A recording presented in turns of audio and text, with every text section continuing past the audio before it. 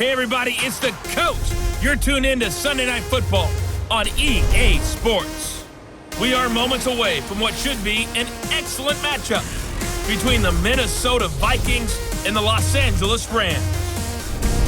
Kickoff is moments away, so let's get you out to our commentators. And standing by for the call are Brandon Godden and Charles Davis. Coach, thank you much. EA Sports coverage of the NFL brings us to the City of Angels, Los Angeles, California. Who said the crowds wouldn't embrace football being back in LA? You certainly couldn't tell that by what we saw a few moments ago. These folks are pumped up as their Rams get set to do battle with the Minnesota Vikings. Alongside Charles Davis, I'm Brandon Godden, and Charles, kickoff moments away. Quickly, what are you watching in this one? The offensive line for both teams, because both teams have a terrific pass rush. They've got to keep their passers upright. If they have a chance to do that, they can both thrive on offense and move the ball downfield. Fielded about a yard deep. And he's up past the 20 to the 22-yard line.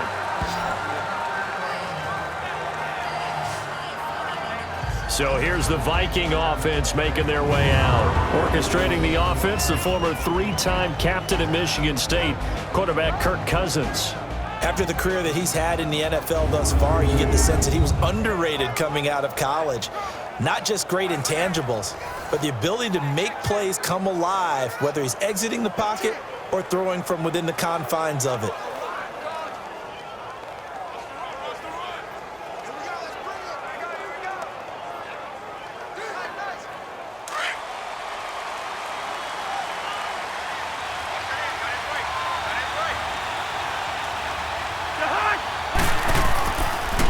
The first carry now for Dalvin Cook.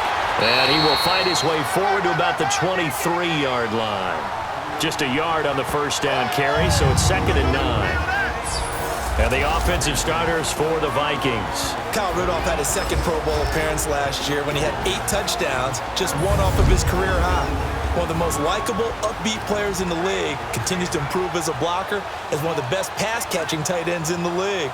One of the guys that the Vikings like to build around for the future.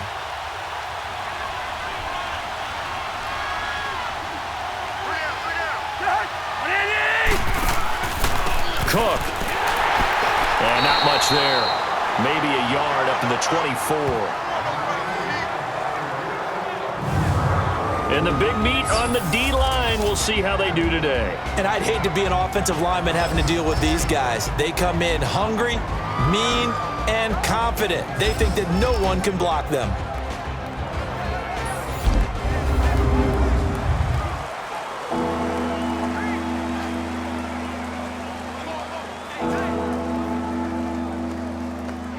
So trouble already here on their opening drive. This is 3rd and 9.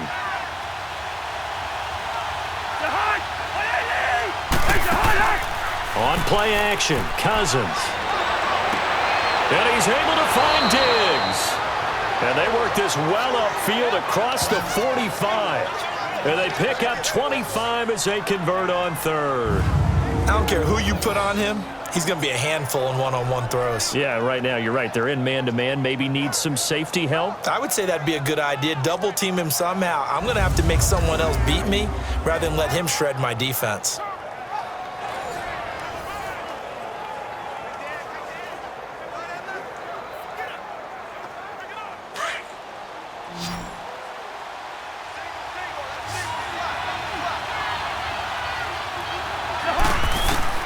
First down, here's Cousins. Now he'll dump it underneath to his running back, complete. And he'll be brought down at the 48-yard line. It'll be a 3-yard gain, and that'll make it 2nd down.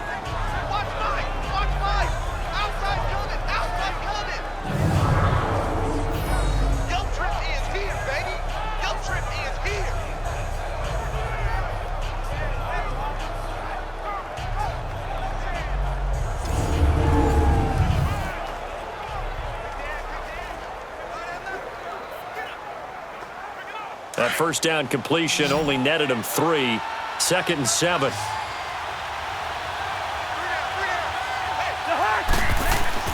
Cousins.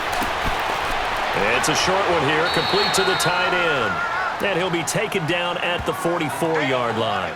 4 yards on the completion, and it sets up a third down. I'm wondering if the same thing went through your mind as mine.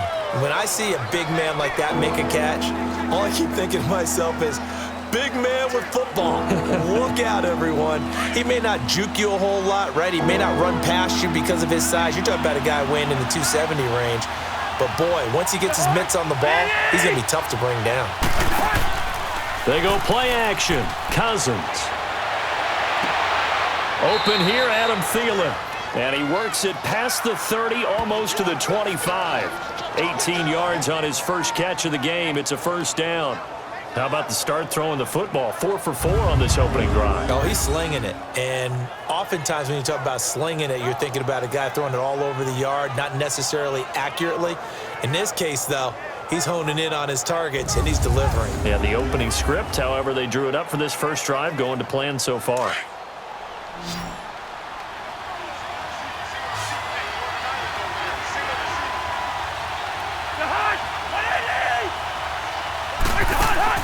A first down throw for Cousins. It's caught on the right side by Robinson. And he went nowhere. He'll lose yardage back to the 29. Call it a loss of 2 on the play. And that'll make it 2nd and 12. If you're a selfish player and you're throwing the ball, you're cool with the completion. Maybe not so cool with the yardage loss, though, huh? Yeah, you went backwards on the yardage. Hey, it kind of works like a sack for the defense there. Yeah, it's a really big play for them, right? Able to figure it out, sniff it out, and finish it off.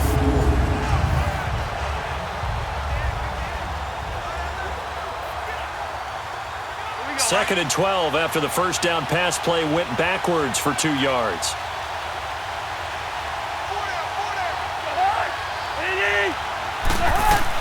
They'll run it now out of the gun. And he'll be brought down at about the 25 after a pickup of 4. Can we just take that run and turn it into a kind of a clip and save? Because that tells you everything you need to know about this drive. They've been moving the ball awfully well.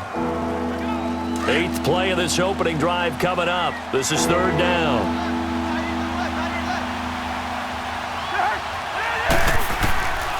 Cousins now. Looking for the end zone. And it'll be intercepted. Picked off by John Johnson. And a big turnover there as his guys will get the football back. Certainly not how they envisioned ending their opening drive here in the first quarter. Too many ones in this play. First quarter, first drive, first interception thrown. And that last one, that hurts.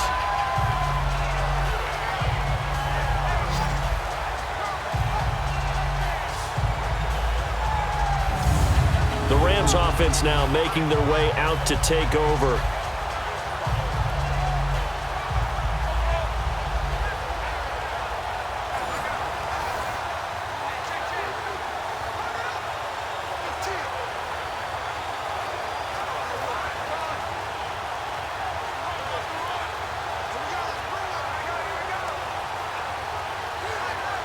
Goff will lead the Rams up here 1st and 10 at the 20.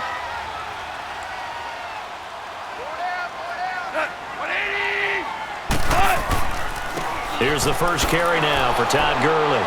And he will lose yardage on the play, back at his own 19-yard line. It's a loss of a yard there, and now 2nd down.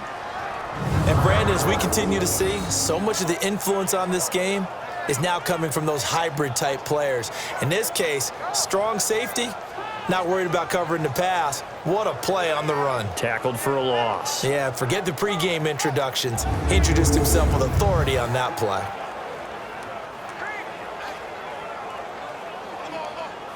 After the loss to start out, here's 2nd and 11.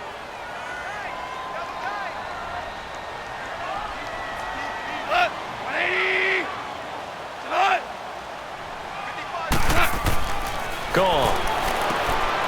And he's got his man on the out route. And they'll bring him down at the 27-yard line. 8 yards on the completion, but now they face 3rd down.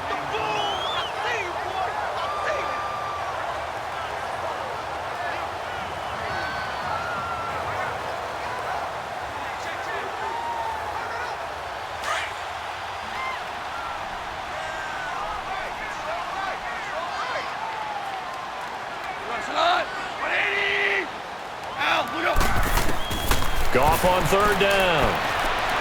And that is incomplete.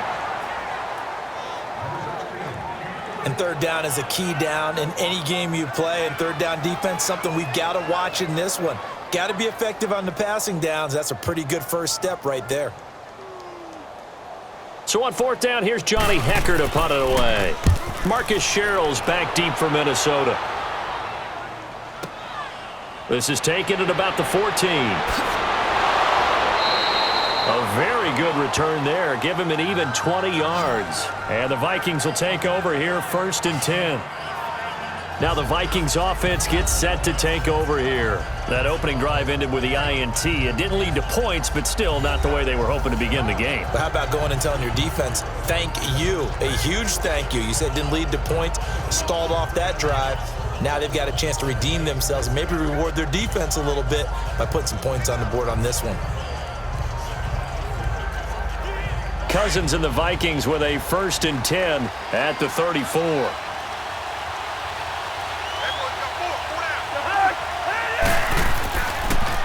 Here's Murray now as they run it to start the drive. And that one blown up quickly as he's going to be stopped before he could even get started. They'll wind up losing 3 yards here. And that'll make this a 2nd and 13. And frankly, Brandon, we're talking about things I'm not sure we ever thought we'd talk about in the NFL. And a lot of that is the speed at the linebacker position.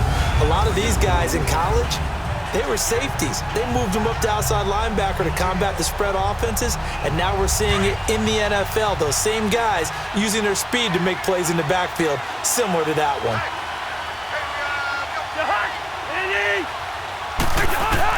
Now a 2nd down throw for Cousins. Throwing for his running back, and he's got him complete. It'll be a 2-yard gain, and it'll be 3rd and 10.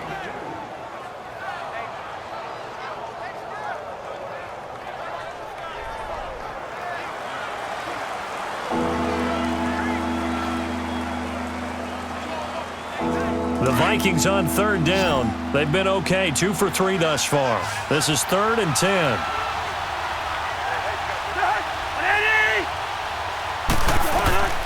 From the shotgun, it's Cousins. And this is going to be incomplete. Well, partner, so much for the mismatch. How about the guy at the second level, that big linebacker, able to run with the receiver and make a play on the football?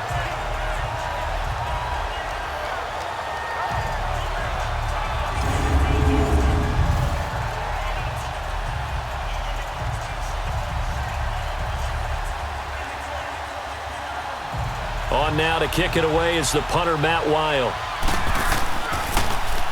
He steps into this one, and this is a rocket.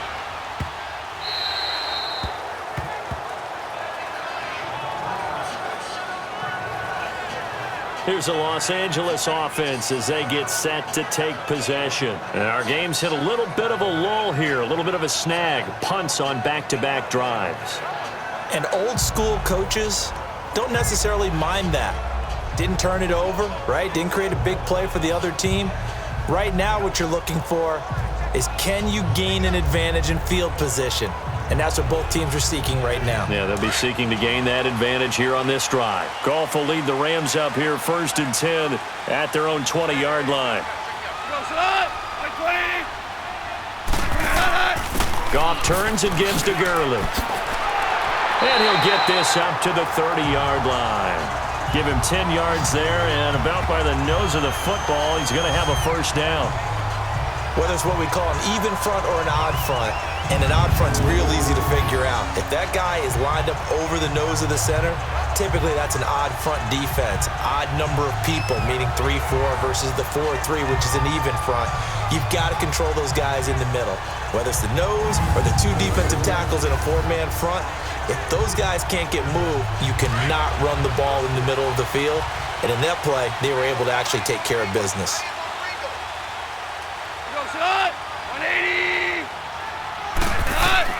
Goff on 1st down. Over the middle, that's hauled in by Cup. And he'll get it up to the 33-yard line. The completion good for 3, and it's 2nd down.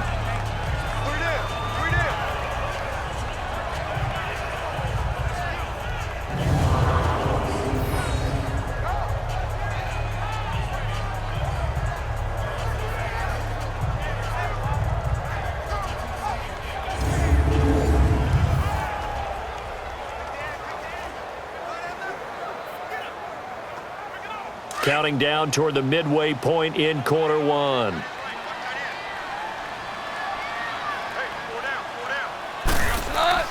Now Goff will hand this one to Gurley.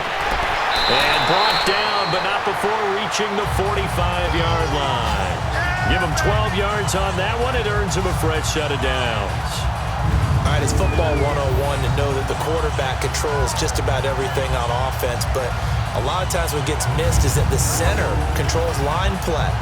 He has to communicate to the guards and the tackles what type of front they're facing, how they're going to block it, and what adjustments need to be made sometimes on the fly as a defense will shift. Give the center a lot of credit because for the most part, he's got big defensive linemen over his face all game long that he's got to try and block and protect his quarterback and create space for his runner. In this case, he did a really nice job of communicating and executing. This drive is turning into an extended one, and the guy carrying the ball, he's becoming more like a body blows guy. Every carry is putting some damage on the defense. So after a while, I'm not too sure how many guys are going to want to run up and tackle him. Now a carry, it's C.J. Anderson. A 3-yard pickup on 2nd and 4. Now they'll need to convert here on 3rd and a little more than a yard. That's some good tackling there to keep him short of that yellow line. Yeah, and defensively, all I'm thinking is that on that play, get me to 3rd down. Get me into a position where I can make one more play and get my defense off the field.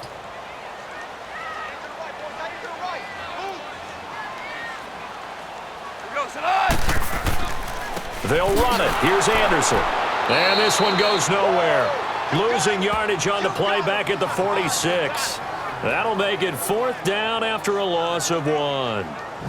Wonder if they just kind of outguessed themselves a little bit trying to run it on 3rd down. Probably should have gone to the air to try and pick it up. Instead, the punting unit will have to run on the field.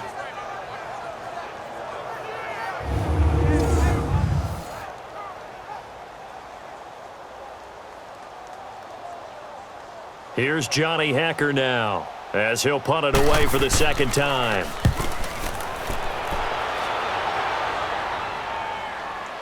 Fair catch called for right around the 11-yard line. It's just a 30-yard punt that time, no return. And the Vikings will be backed up deep to begin their drive as they take over 1st and 10. The Vikings offense now heading out to take over. And things haven't started so well for this side. 2 drives, 2 punts. So now you've got to start looking not just at play calling, but which guy's going to step forward and say, okay, let's get this thing done. Because within that unit of 11, sometimes one guy can make a big-time play and break through the barrier. Cousins and the Vikings with a 1st and 10 at their own 11.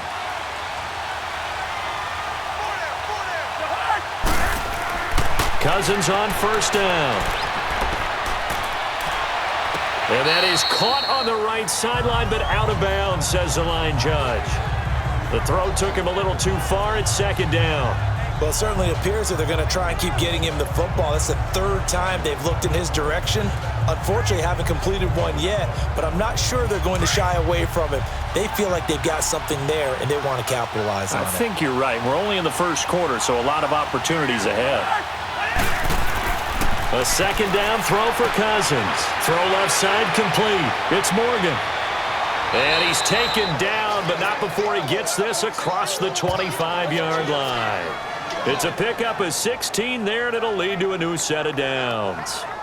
I like how they work the tight end on a nice little under route there, and if you're going to give him that much space, he's not going to catch the football. He's going to run away from you a little bit, and that's exactly what he just did there, picking up extra yardage.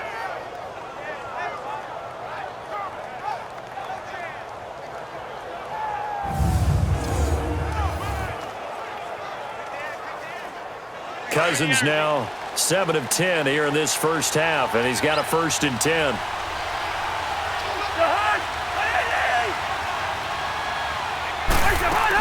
They'll run it now out of the gun. And he'll be brought down right around the 37. It'll be a pickup of 10 yards. And it'll be 2nd and very short. Now that was an excellent run. And when you see that happen, that's when you're seeing guys doing their job and then some people doing a little bit more. Offensive linemen and tight ends, they're expected to block. But the wide receivers, all they want to do is catch passes. So when they block on a big-time running play and create extra space, you've kind of hit the jackpot there.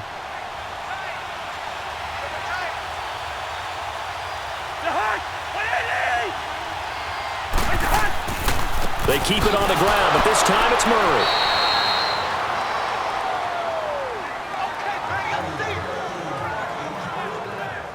How about that there? No frills, no additives, right? Nothing crazy. Just find a way to pick up the first down. A nice run right there.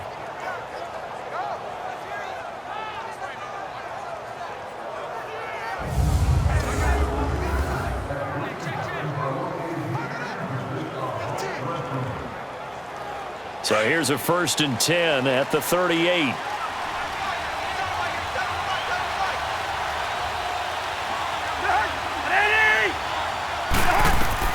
On 1st and 10, Cousins.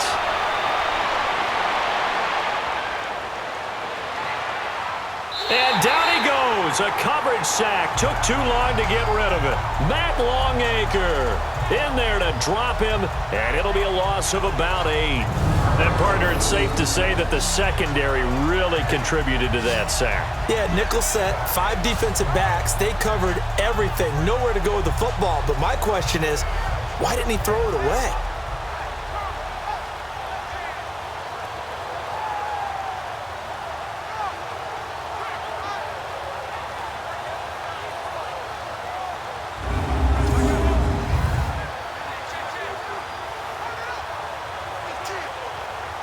Got to imagine the pass rush will be equally intense here on 2nd down following the sack. It's 2nd and 18.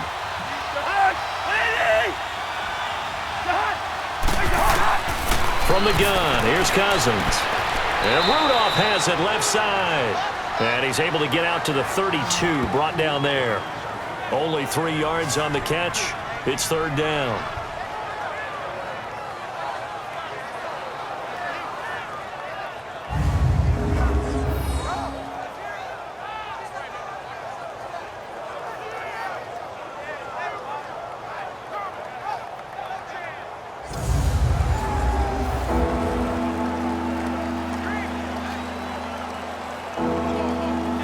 The Vikings on 3rd down. They've hit 2 for 4 thus far. This is 3rd and 16.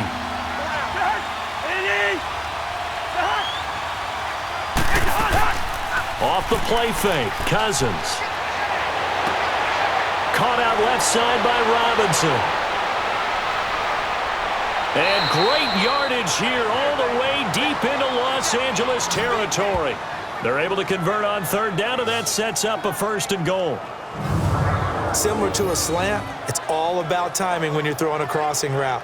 Quarterback and receiver have to be in sync, and when they put it on them just right and catch it full speed, running through a defense can often result in a big pickup of yardage.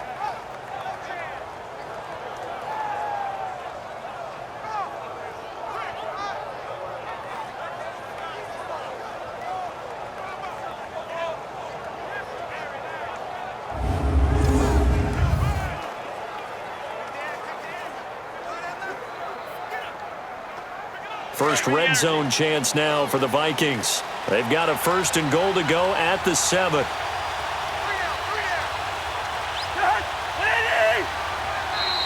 And now some motion before the snap.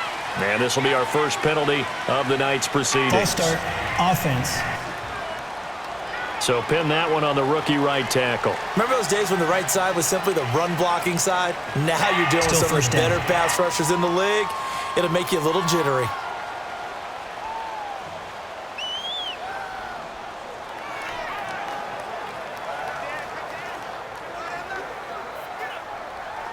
That false start knocks them back behind the 10 now as they'll try again, 1st and goal.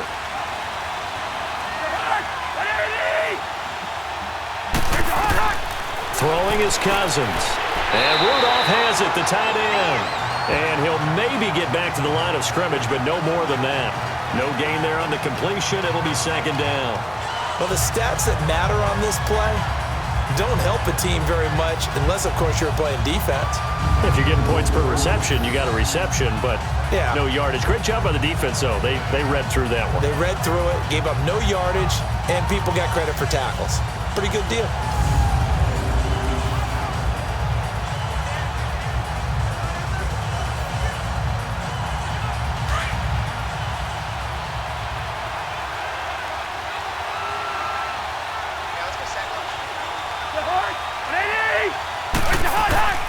He'll get it up the middle. And he will not make it back to the line of scrimmage with a flag down here to boot. So they may back up further. Holding offense. That time the right guard sending him backwards. And so many different types of guys rotate in on the defensive line now depending on situations. You can get the bulky guy, the fast guy. No matter what, though, you can't hold them. A crucial penalty there as the hold backs him up for another 2nd and goal. Now we've got movement up front, and I think this is going to be on Minnesota. False start, offense. Maybe anticipating a blitz, and they jumped. Yeah, and if we saw it, you know that they saw it. The bad guys might have been coming on that play. Had to pick them up, and they jumped.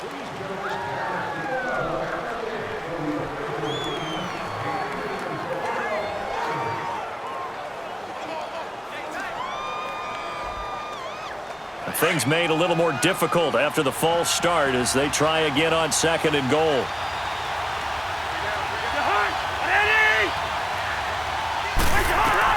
To the air again, it's Cousins. Letting one go deep for the end zone. And this is going to be intercepted. Picked off by the Pro Bowler, Marcus Peters. They set themselves behind the chains, tried to get it all back in one play, and it backfired. Didn't it feel like a pitcher working his way into a 3-0 count, right? You're behind. What do your coaches always tell you? Get it back one pitch at a time. In this case, they tried to get it back right away, and it didn't work out. Now the Rams offense, they worked their way back on the field. They've had it twice. They've punted twice. Not the start they were hoping for. Not at all, and let's face it, every facility we visit, everyone talks about converting on 3rd down, how big that is. In this situation, they've had to punt it away twice, so they're furiously going over things on the sidelines. What do we need to do to pick up a 1st down and change our momentum? Goff will lead the Rams up here 1st and 10 at the 20.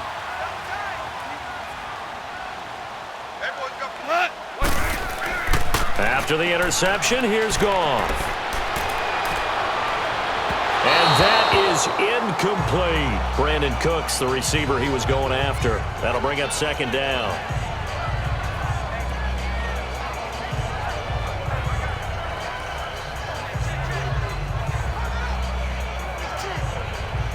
After the incompletion, here's 2nd and 10 from the 20.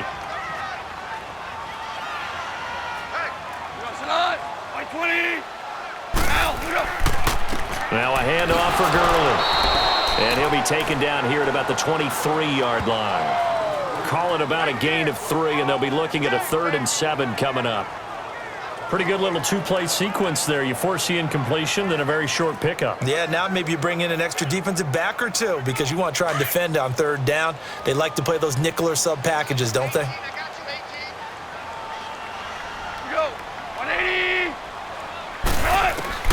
Throwing on 3rd. Goff. Toward the sideline. Did he keep the feet in? Yes, he got them both down, says the side judge. And that's good enough for a 1st down.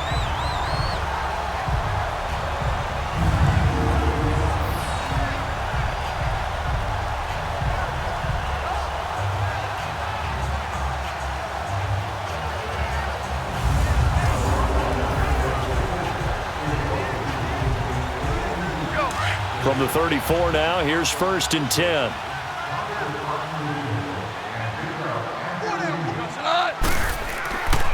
On the handoff, it's Gurley. He'll get about 4 as he's past the 35 to the 38-yard line. Not a run that you're going to write home about, but still a good 1st down run. That's what an offense calls staying on schedule. 3 to 4 yards on 1st down, you're set up very well for the rest of the drive.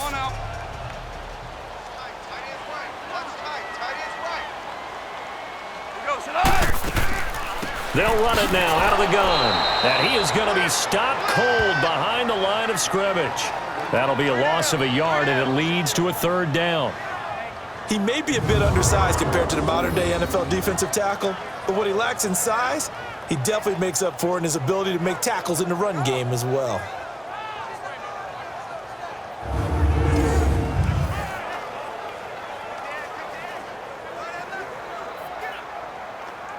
The Rams on third down, just 1 for 3 thus far. This will be 3rd and 6.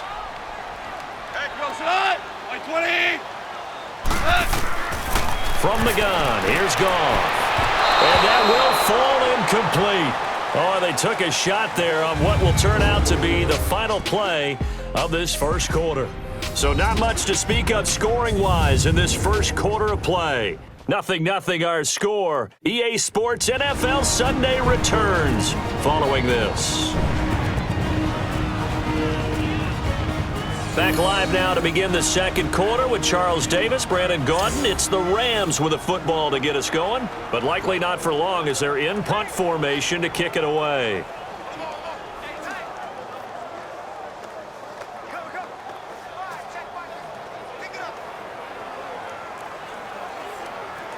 Here's Johnny Hacker now as he's on to punt for L.A.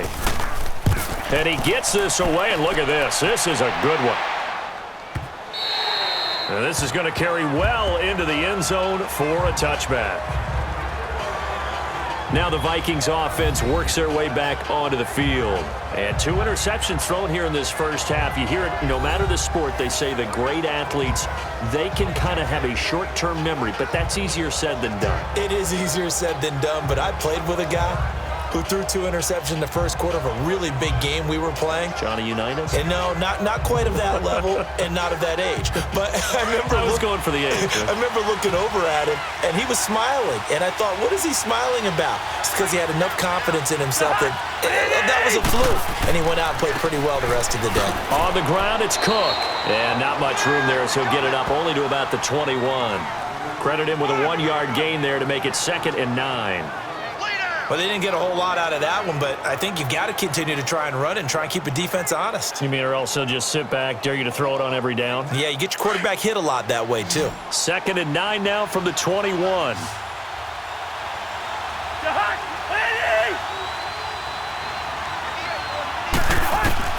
Cousins now on 2nd down. And complete. Right side, the tight end Rudolph. And they'll bring him down here up at about the 22-yard line. That catch good for only a yard, and it'll be 3rd down.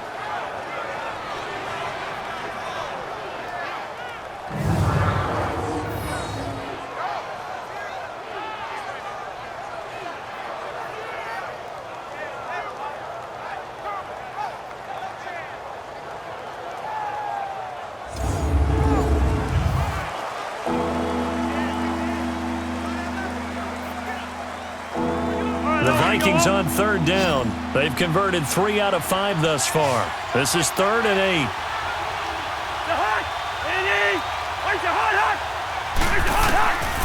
Working out of the gun, Cousins. Finding his safety valve here. That's complete. And he'll get this up past the 25 before he's out of bounds. Call it a 3-yard gain, and that's going to make it 4th down.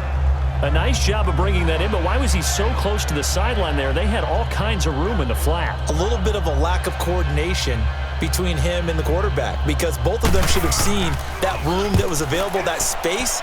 Stop your route a little bit shorter, put it on him, and let him turn and get upfield. So a change of possession here on the punt. And the Rams will go on offense here with a 1st and 10. And the Rams now coming out on the field. The results for them so far not that great. Well, not good at all. 3 drives, 3 punts. Yeah, and now what you're doing is you're looking at your play sheet. You're trying to figure out what you're going against defensively. I wonder, are they showing them something they haven't seen or anticipated in practice, and maybe that's throwing them off? Or do they just have to go to a different play calling section and try and run some offense that way? Goff will lead the Rams up here 1st and 10 at their own 22.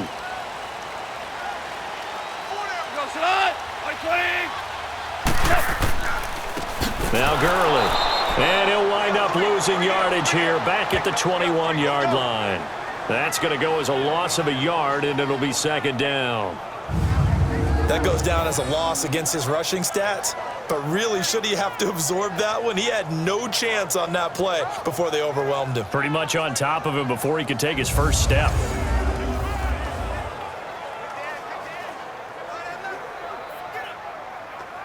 A loss of a yard there to start out. That leads to a 2nd and 11.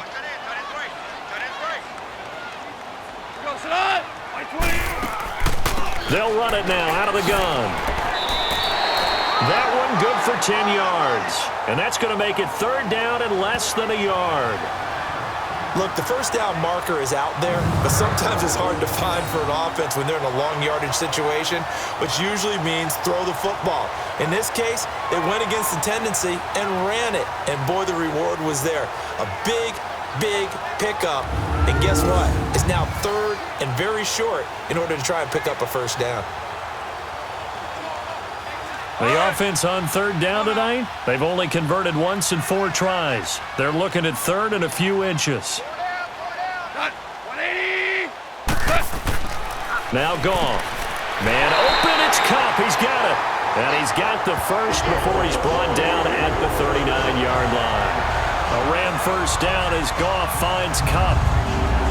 Nothing flashy there, the slant to the slot. Oh, and the frustration for the defensive guys, because it's a quick play, and you know it's going to be a bang-bang play in terms of the throw and the catch, and then he's able to absorb the contact and complete it.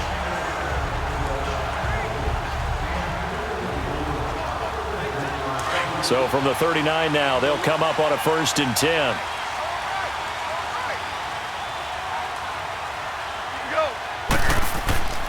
Here comes carry number 10 for Gurley. And he is met quickly in the backfield. Down he goes, folded like a lawn chair. Moving backwards on 1st down, never a good thing. What does that do for the mindset on 2nd down? Well, it changes your play call, definitely, because as a play call, you're advancing yourself thinking, okay, we're going to get a gain here. Now you've got to go back in reverse, come up with something to pick up not just the yardage lost, but gain a few extra.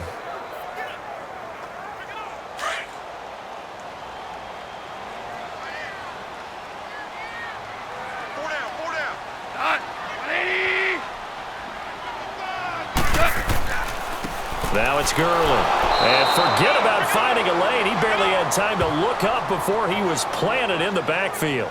It'll go as a loss of a yard, and it'll set up 3rd down. Anthony Barr got a real education at UCLA in playing not just his normal position of stand-up outside linebacker, but down defensive end. So he had to incorporate a variety of moves, take on bigger people. So he learned great leverage while he was there. That really helps him when he's trying to stop people running the ball. Born in South Bend, Indiana. Thought about going back to go to Notre Dame, but you're right. Great career at UCLA and now a great career in the NFL. 3rd and long. It's Goff. That'll be caught by Cup. And able to rip off a big chunk of yardage before being dropped inside the 40. A pickup of 24 on the 3rd down conversion.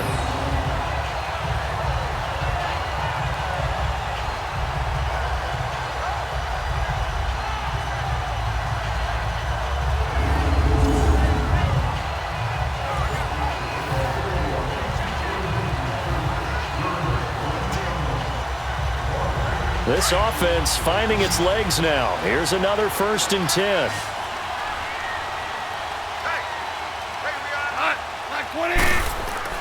They go play action here on 1st down. Throw complete right side to Cooks.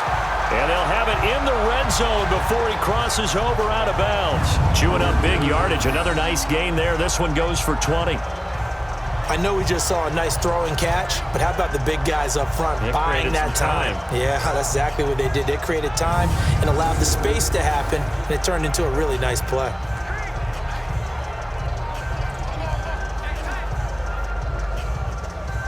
This will be the first red zone opportunity now for the Rams. 1st and 10 at the 19.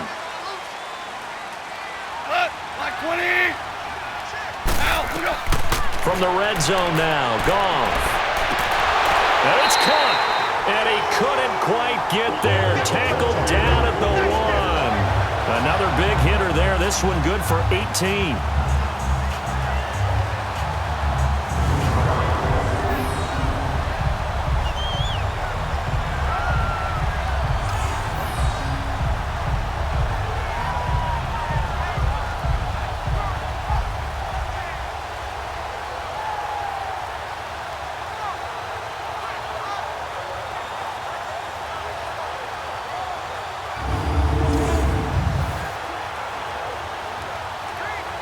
Two big plays in succession. Not sure this D knows what hit him, but now they got to get ready. It's 1st and goal.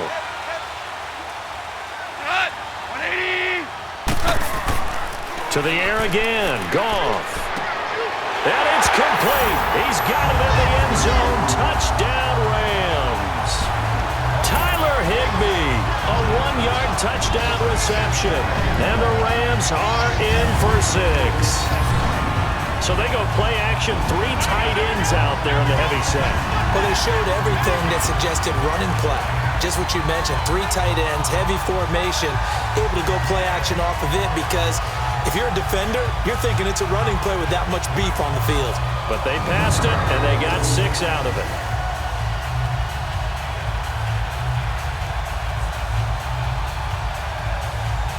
Now Greg Zuerlein on for the extra point. Zuerlein connects on the extra point, and it's now a 7-0 game. That time, a 9-play drive, and the result for the Rams, a touchdown.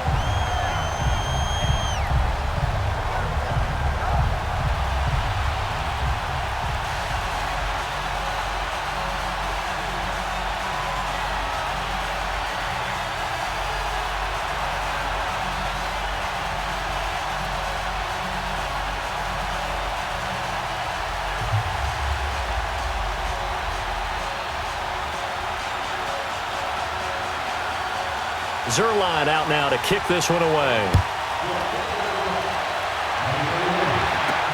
That'll be taken in the end zone. And no run back here. This will be a touchback, and it comes out to the 25-yard line. Now the Minnesota offense set to take over again. They punted last time they had it. What steps, Charles, you think they have to take to make sure they don't do that again? Well, let's just go to the football 101, the trite expression 101. Win first down. Make 5, 6, 7 yards on first down and make it a 2nd and 3, 2nd and manageable.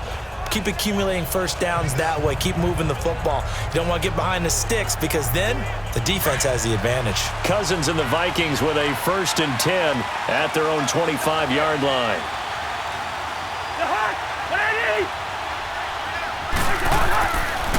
Now a run with Cook, and he'll fight forward to about the 27-yard line.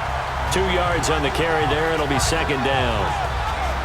Yeah, that wasn't a big run, just a short one there. But guess what? Sometimes you treat it like boxing. You throw that jab out there, and you throw it again, then you come with a big punch later. Maybe they're just trying to set them up. They'll break the huddle, come up on 2nd and 8 at the 27-yard line. On 2nd down, Cook. And an alley to run. And down he goes, but he takes it up to the 40. A good gain of 14 there, and it moves the chains. It looks way too easy right now. 2 carries, 2 straight first down runs. The eyes are carrying the legs to the proper hole, but they're being created by an offensive line that has the leverage game going for them right now. Lower than the defensive front, creating space, and he's finding it in a big way. Gotta love what they're doing on offense right now. Following the good run by Cook, here's another 1st and 10.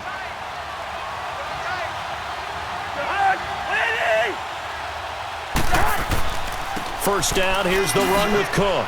And he's going to bull his way forward to the 48. A good run there on first down, and it'll leave him with a 2nd and 2. That was a good run, and it got to the 2nd level. And what I mean by that is that's where the linebackers usually play. First level being the defensive front, last level being the secondary. But the strong safety position ended up making the tackle, and oftentimes we call them a hybrid. Combination defensive back, combination linebacker. We saw the linebacker make the stop. They'll try to throw now. Cousins over the middle, complete. That's Morgan. And they'll work this down to the 40-yard line, tackled there. 12 yards there as they keep this drive rolling. It's another first down.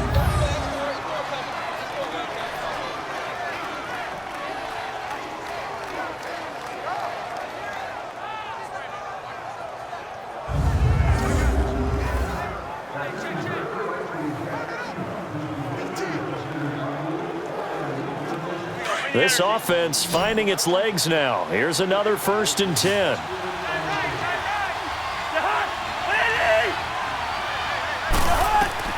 First down. Here's Cousins. Over the middle here to Rudolph. And he works it past the 30, almost to the 25. Another nice gain, 13 yards that time, and another first down.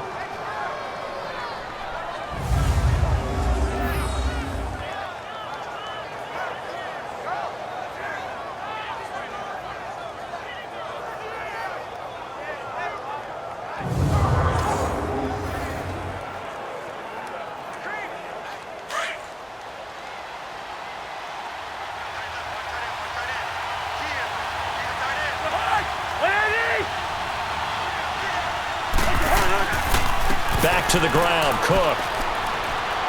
He's able to get 6. A nice pickup down to the 21.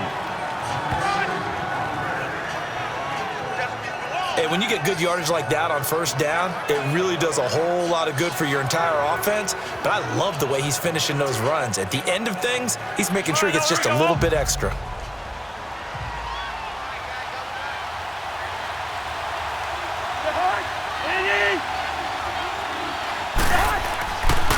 That was second down run for Murray. Murray has the first down and more. And he will score. Touchdown, Vikings. Latavius Murray, a 21-yard touchdown run. And the Vikings are an extra point away from tying this thing up. I know we don't talk about it enough, but the intelligence level of the guys up front blocking, the offensive linemen, maybe the smartest guys in football overall. Add in a little bit of athleticism and a whole lot of toughness, you've got a lot to deal with, don't you? That's why the guys in the backfield get them really nice Christmas gifts, right? If they're smart, they do.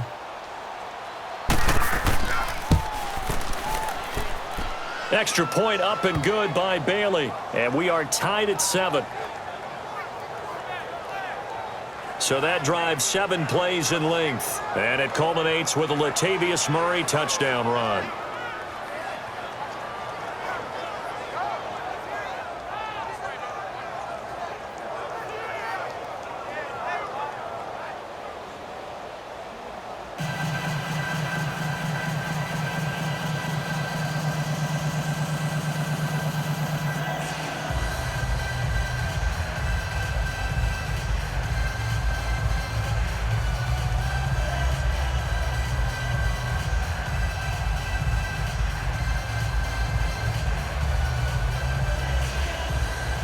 So a tie ball game here as the kick's away. This is taken at the 3. And a nice job there as he gets this one up just shy of the 35-yard line at the 34.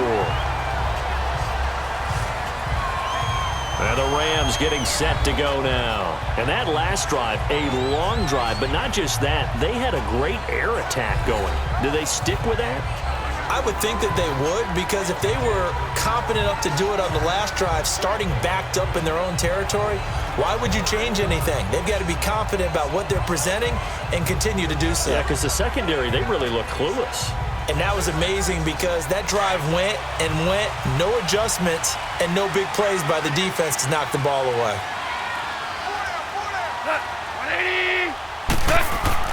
Now a play fake here on first down. Looking for his tight end on the corner. It's complete. And he'll be taken down, but not before he works it past the 50.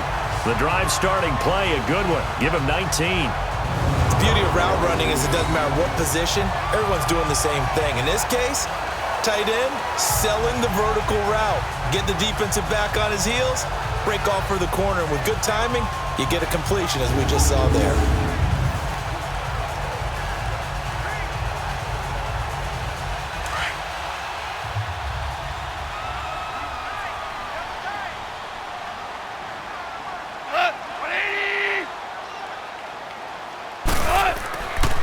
They run. It's Gurley. And that play will go nowhere. Losing yardage back near midfield at the 49. It's a loss of 2 there, bringing up second down. The evaluation process in today's NFL does not take into account as much bulk as it does speed, and that's what we're seeing with the linebacker position. Those guys that can run, they can play at any spot because they can make plays on the opposite side of the line of scrimmage.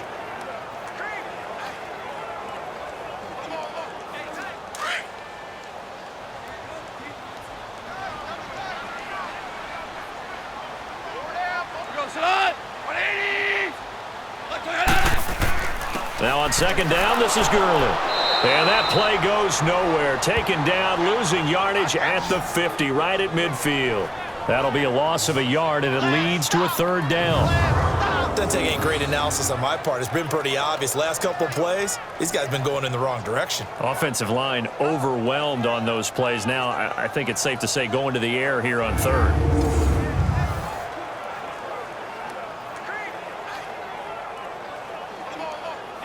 Two running plays go backwards, so what's the call on 3rd and 13 now?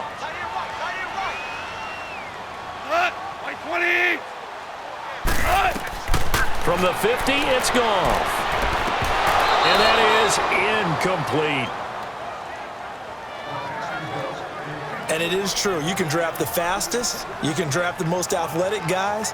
But if they don't know the art of positioning, sometimes it's all for naught. In this case, in the right spot, help force the incompletion. Yeah, but had his hands on it for a second. Would have been a tough catch, though. Falls incomplete.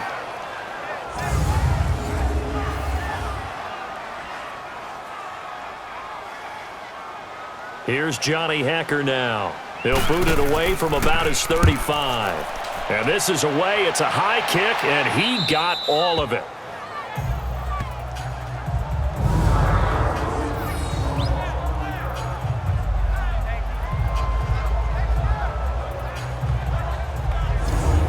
The Vikings offense now, they get ready to head back on the field. And that last drive, it was all about the ground game, ground and pound. And I don't care how we're playing the game these days, offensive linemen still want to fire out and smack the guy opposite them and move the football on the ground. They feel better about that. That's what they want to do. That's how they want to play, and that's how they got it done. Yeah, and they got it for a touchdown last drive. Let's see what happens here.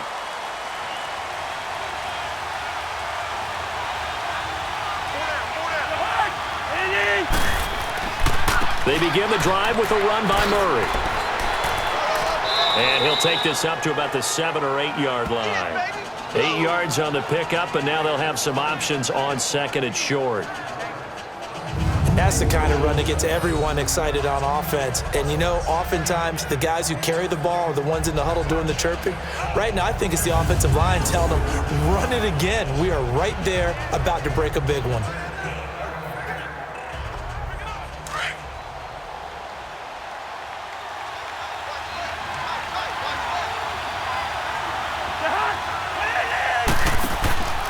Back to the ground, this time Kirk. And he stopped immediately there.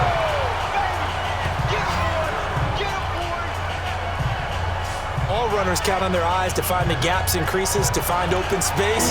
There was absolutely none on that one. Totally swallowed up on that play.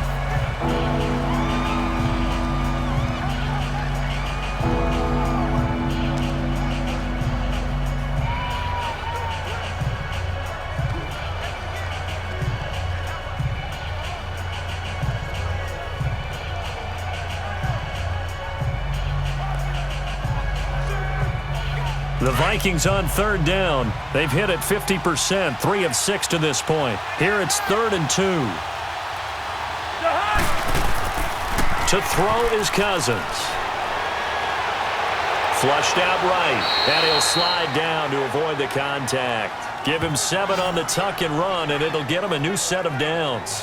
Looks to me, partner, like he's learned a little bit, because earlier in the game, I think he was trying to force a lot of throws into his windows that just weren't open. Yeah, the interceptions had plagued him, especially a second interception, really a bad throw, so maybe a better decision there. Yeah, no doubt about it. I think he learned from earlier in the game, and he's applying it now.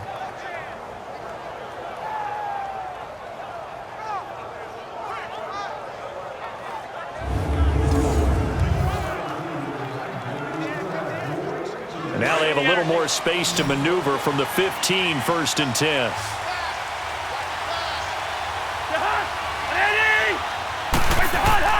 A first down throw for Cousins. Left side caught by Diggs. A nice pickup there of 11 yards, and it'll move the sticks. When the hitch route is run really well, that jab step off the line of scrimmage by the receiver, which is designed to back up the defender and give him a little bit of space, all you want there, get that space, catch the football, and then make a move and pick up extra yardage, and that's exactly what he got done there.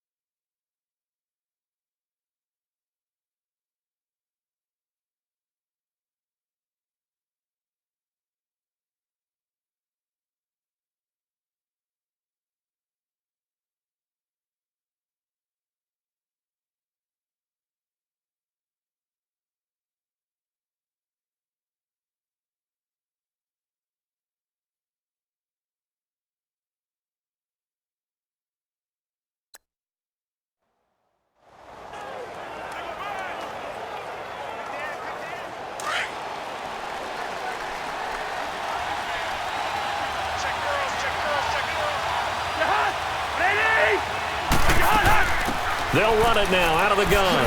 And not a whole lot doing there as he'll get it up to about the 28-yard line. Give him 3 on first down. It'll set up a 2nd and 7. Some of the most unselfish players on any football team, defensive tackles, because we ask them to just eat up blocks and allow other people to make tackles. But when he can make a play himself, as we just saw there, that's a big day.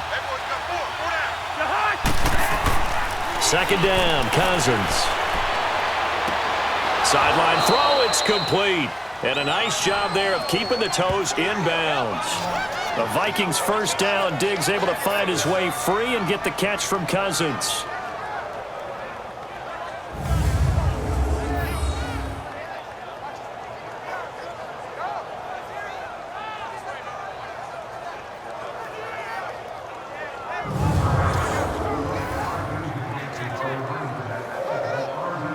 Ball up to the 35 now as they come up on 1st and 10.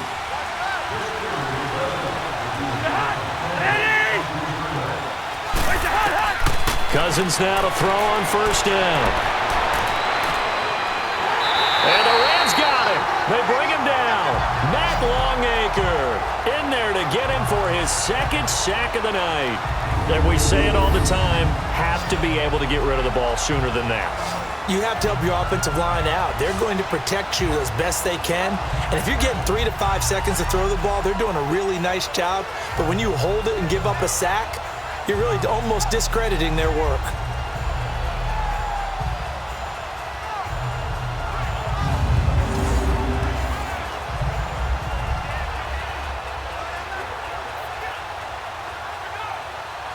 Got to assume this defense will be charging again here. It's 2nd and 15.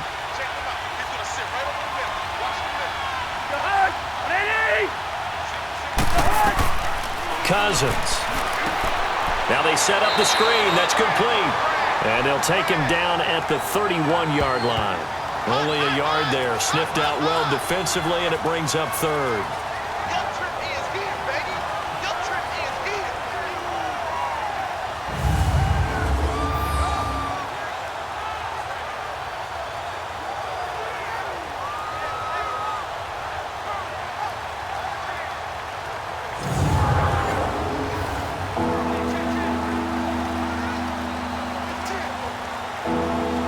The Vikings on 3rd down. They've hit 4 of 7. This is 3rd and 14. 2 minutes to play in a tightly contested first half. We're back to the City of Angels after this timeout.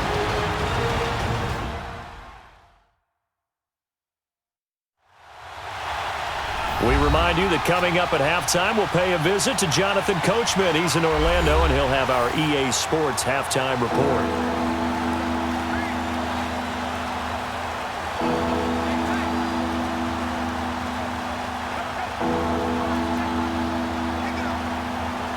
The Vikings on 3rd down. They've hit 4 of 7. This is 3rd and 14.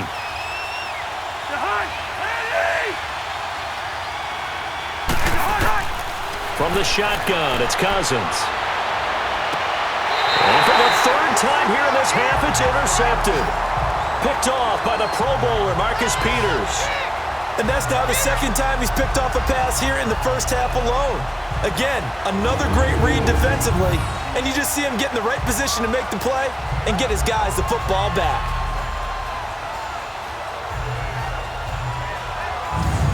So now here are the Rams as their offense comes back out and hoping to do better than they did their last possession when they punted the football. Appeal to the vanity of your offensive line. Tell them that they control your fate. Leverage guys. Win the line of scrimmage. If you do that, you start to win first down. You win 2nd down. And guess what? You start accumulating first downs. And that's what they need in order to not punt the ball again.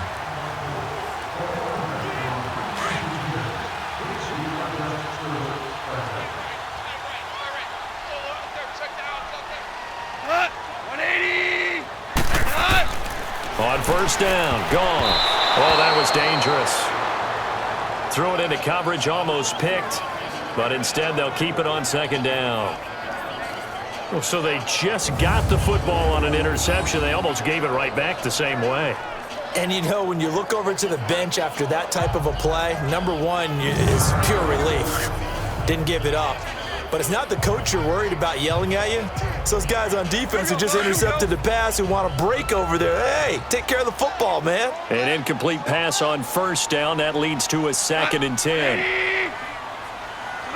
False start there. That will set the offense back 5 yards. Brandon, the lineman, certainly flinched there before the snap. A good call. Offense. And that'll be accepted, of course, and that moves him back 5. Still 2nd down.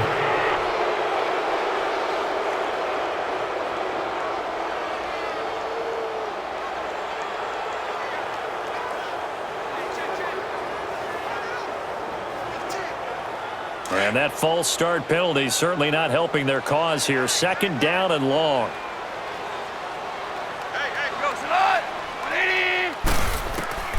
Out of the gun, Goff.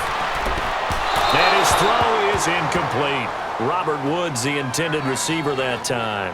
And that takes us from 2nd to 3rd down. Feels like they're getting caught in between here because they did incompletions on 1st and 2nd down. Now you got to worry a little bit about the clock because you prefer not to give them another shot here in the first half. But if you don't pick up the 1st down, guess what? You're likely going to have to.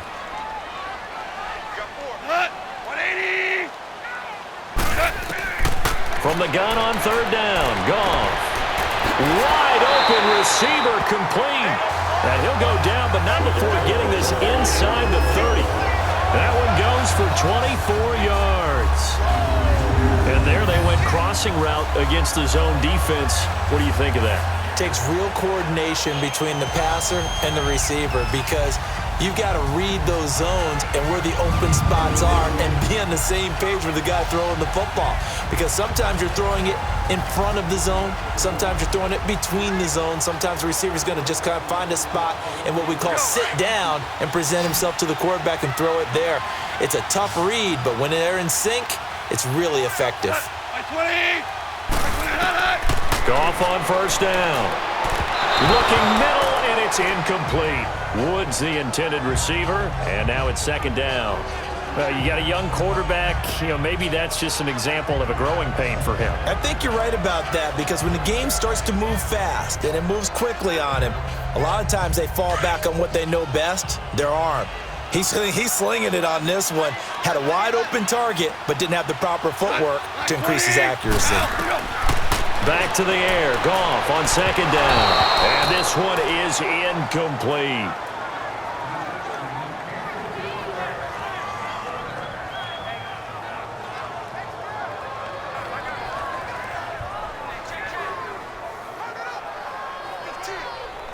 The Rams on 3rd down. They're at 50%, 4 for 8. This is 3rd and 10.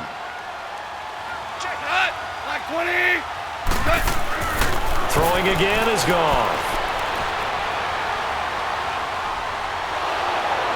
Pressure coming from the Vikings, and they get there and bring him down. And now the Vikings are going to stop it here on defense with a timeout. It's just their first, so they'll have 2 remaining here before we get to halftime.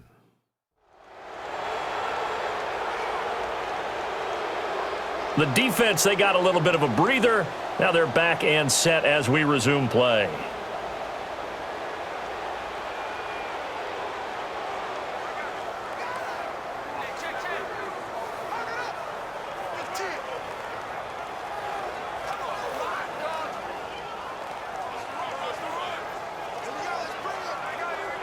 So on 4th down, here comes Greg Zuerlein to try and get 3 for the Rams. On the right hash, officially, this will be a 51-yard attempt. And Zuerlein's kick is good. And they take the lead here now at 10-7. These kickers now, it's like we take them for granted. Kicks like that used to be such a big deal, and now you just expect them to make it. Yeah, you're exactly right, and we shouldn't take them for granted. But I have a theory about it. You want to hear it? Yep. They are more athletic now than ever before. Talk about kickers. Trace their backgrounds, trace their histories. You'll find that they were big-time athletes all along, but their kicking was so prevalent that we made them specialists. Well, and now those 50-plus yarders seem easy for some reason.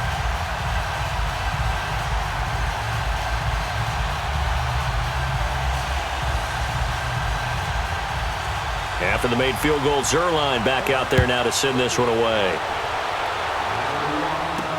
This will be taken to the back of the end zone.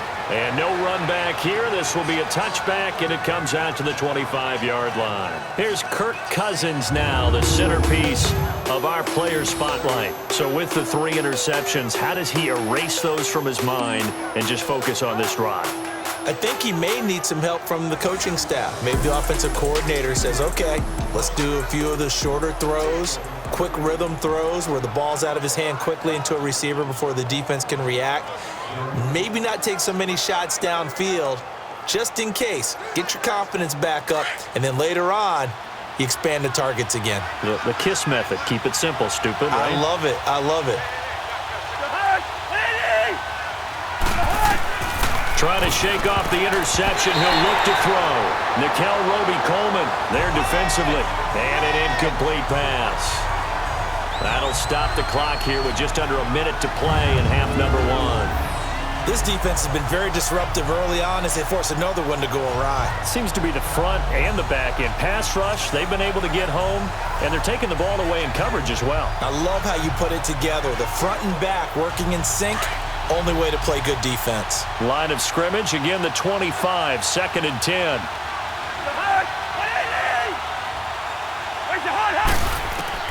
A 2nd down throw for Cousins. Toward the sideline, and look at that catch. Dragging the toes, and that's going to be a 1st down. Well done. They give him 14 yards that time and a fresh set of downs.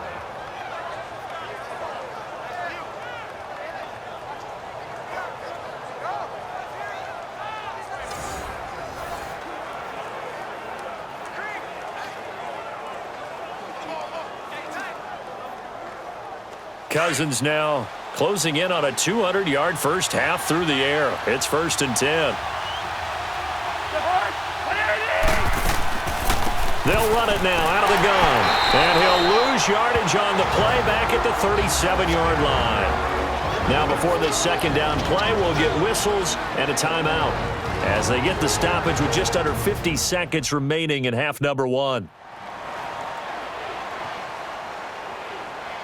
So the offense takes the timeout, and they are back out and ready to rock.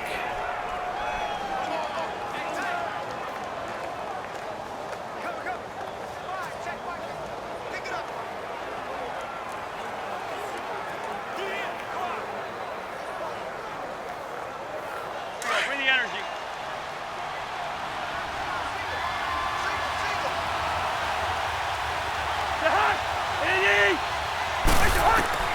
Cousins now on 2nd down. Gonna let one fly for Robinson. And that one almost intercepted. Far too loose with the football here. Nearly a 4th pick. And it's 3rd down. My man's getting a little loose with the football there, right? Interception before, almost had one here. He's got to start taking better care of it. It really should have been back-to-back drives with interceptions. He's lucky there.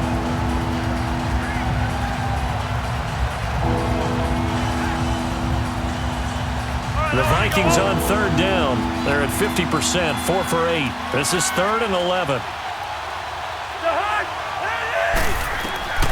From the gun, here's Cousins. And he took the contact as he was throwing it, and the ball drops incomplete.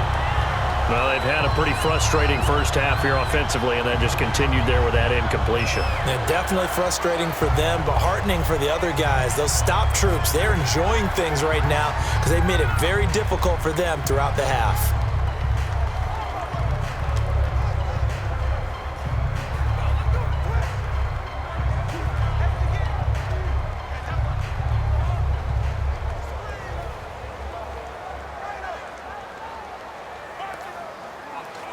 Here's Matt Weil now as he's on to punt for Minnesota.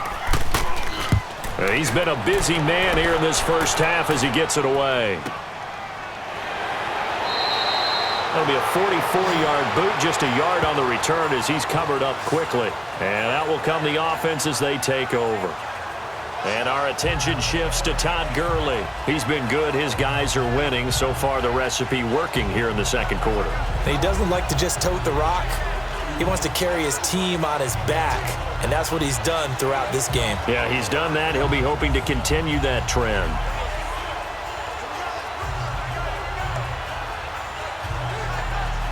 Just over 30 seconds to go in the half. They've got it 1st and 10.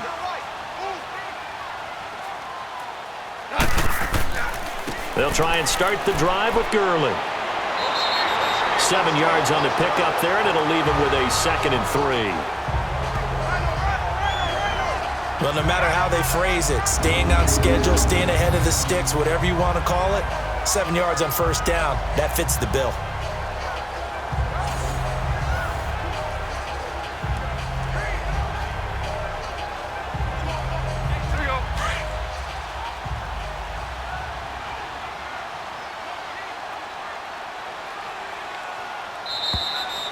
So we come upon halftime here in Southern California with the Rams on top. As we'll send you back over to Orlando with our EA Sports Halftime Report, here's Jonathan Coachman.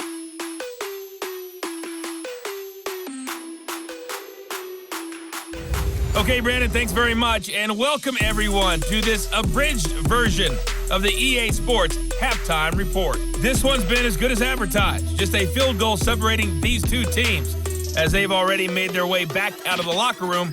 So to bring you the story of the second half, let's get you right back out to Brandon Godden. Thank you, sir. A field goal separates these two teams as we come back for this second half.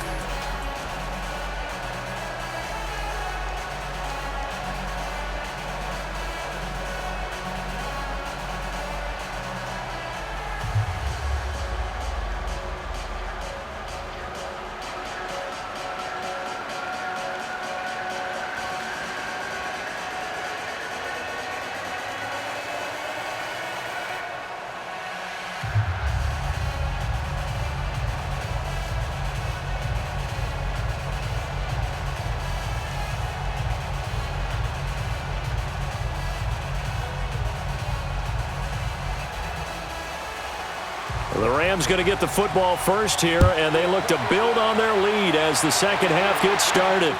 This fielded at the 2. And he'll get it up to about the 26-yard line, just across the 25. The Rams offense now, they get set and head back onto the field. They have the lead. Now they'll be looking to extend that lead. And this is where I enjoy talking about one of my favorite subjects, tendency breakers, or counters as I also like to call them. You've done things in a certain way in the first half, and they've had the ability to see what you've done. They're going to make their adjustments. So guess what? You adjust yourself and try and stay ahead of the pace because you are looking for some separation in this ball game. The adjustment to the adjustment. Without a doubt. Show them one thing, hit them with something else.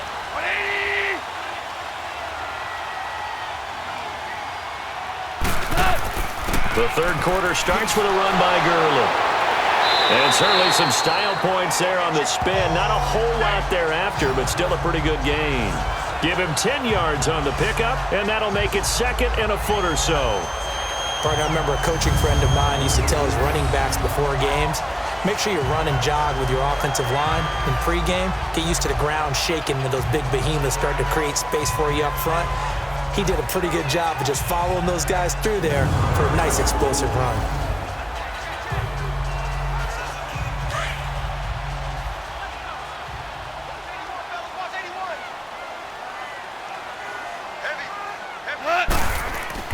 Now it's Goff off the bootleg.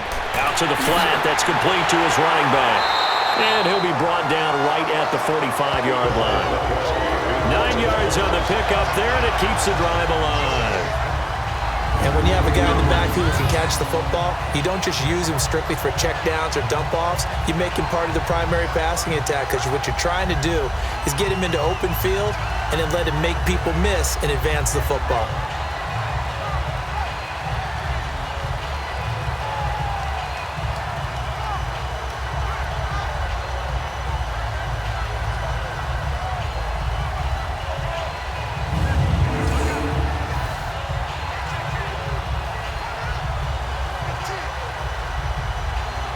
Back-to-back good plays have them on the move on 1st down.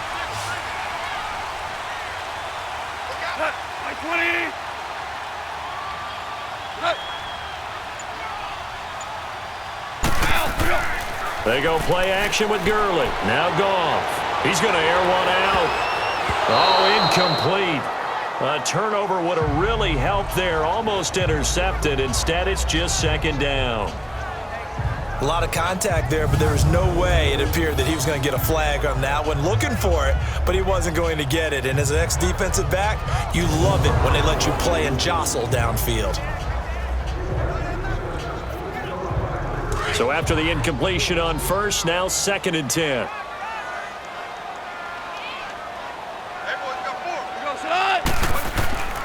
Yet another carry here tonight for Gurley.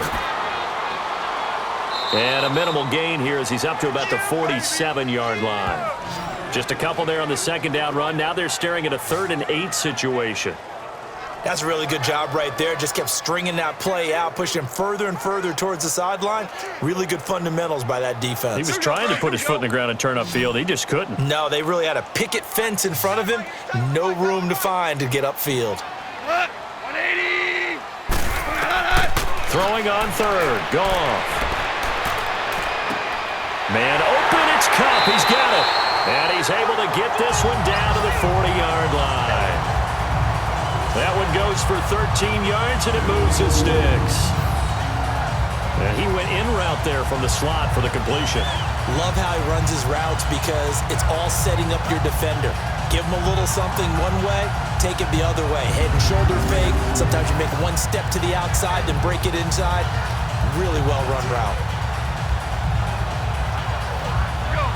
From Viking territory now, they'll come up 1st and 10, right at the 40. 180!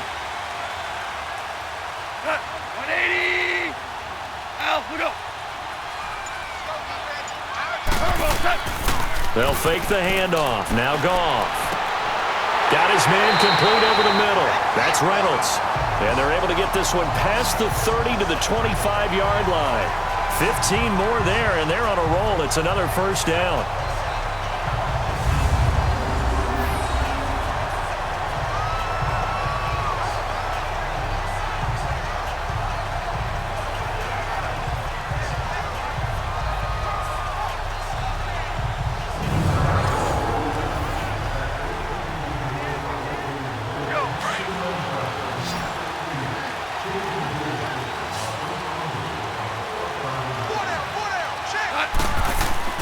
They go play action here on 1st down. Sideline throw, it's complete. And a nice job there of keeping the toes inbounds. A gain of 6 there on 1st.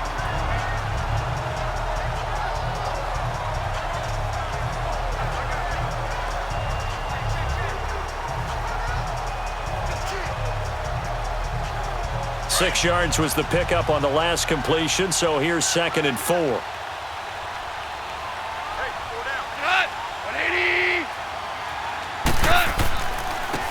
Gurley. And they'll bring him down at the 13-yard line. It'll go as a gain of 6 that time, and it moves the chains as well. Looks to me like maybe there's a little attrition setting in with this drive, because when you see that type of a run, I get the feeling the defense gets a little bit tired. And that's the last thing they need, especially when they look up at the scoreboard. Here we go, fellas, here we go.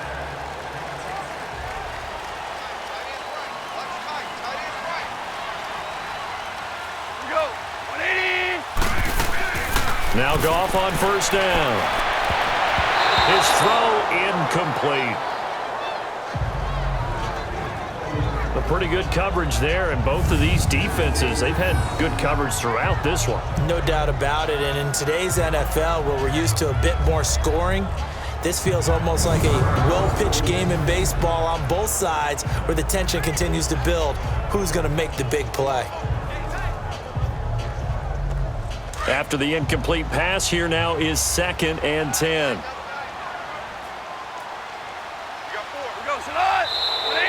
Now whistles and a flag down. I think one of the Rams linemen might have moved. False start, offense. That's going to set him back 5 yards. Still 2nd down.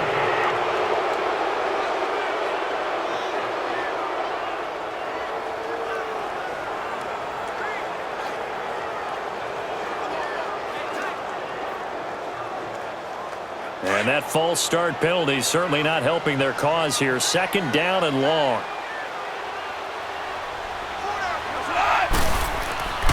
Following the penalty, it's Gurley. And he is met in his tracks behind the line of scrimmage. It's a loss of 2, now third down.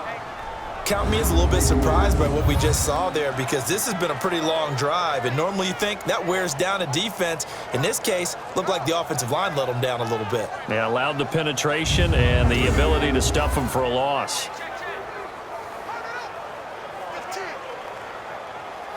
The Rams on third down. They've hit on half of them, 5 for 10. This is 3rd and 17.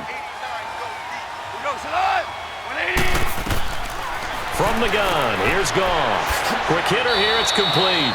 And he'll get it here to the 10-yard line. They do get 10 back, but still a ways to go on 4th. So much about this game is just understanding situations and then having to execute, isn't it? Guard the first down sticks. Don't let them get there. And they rallied and made the tackle. And for the second time tonight, this field goal unit comes out here.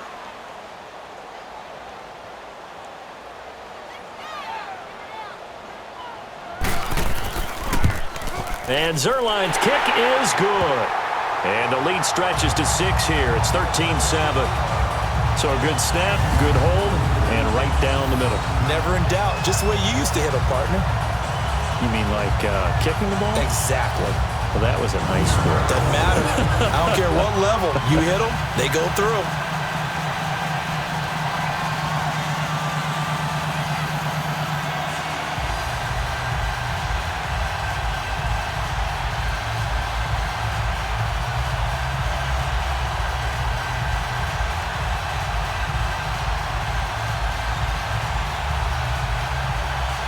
After the made field goal, Zerline back out there now to send this one away. This will be fielded on the back line of the end zone. And no run back here. This will be a touchback, and it comes out to the 25-yard line. It's the Vikings' turn on offense. We get ready for their first possession of the second half. They trail offense, first time to touch the ball in quarter 3, and we'll see what they can do. And I can't wait to see what they have planned, because some teams script to start a half. Other teams just go, okay, these are the sequence of plays we want to run. These things worked well for us. And sometimes they throw in that big chunk play right away. Shocker. Try and get after them early and try and create a big play to give themselves some momentum. See what they have up their sleeve.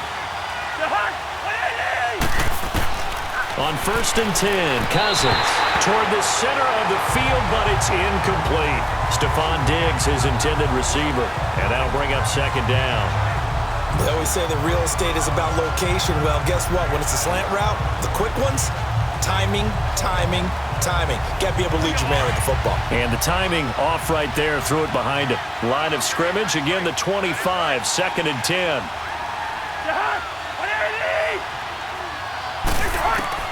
On second down, Cousins again.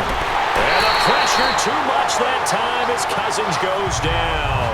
Samson Abukum in there to drop him, and it'll be a loss of about 8. So one quick, easy analysis about why they've struggled so far. They keep putting themselves in 3rd and long situations. They just took another sack right there. And the offensive film session tomorrow may be a little longer than it normally is. Not a lot of positive grades will be handed out thus far.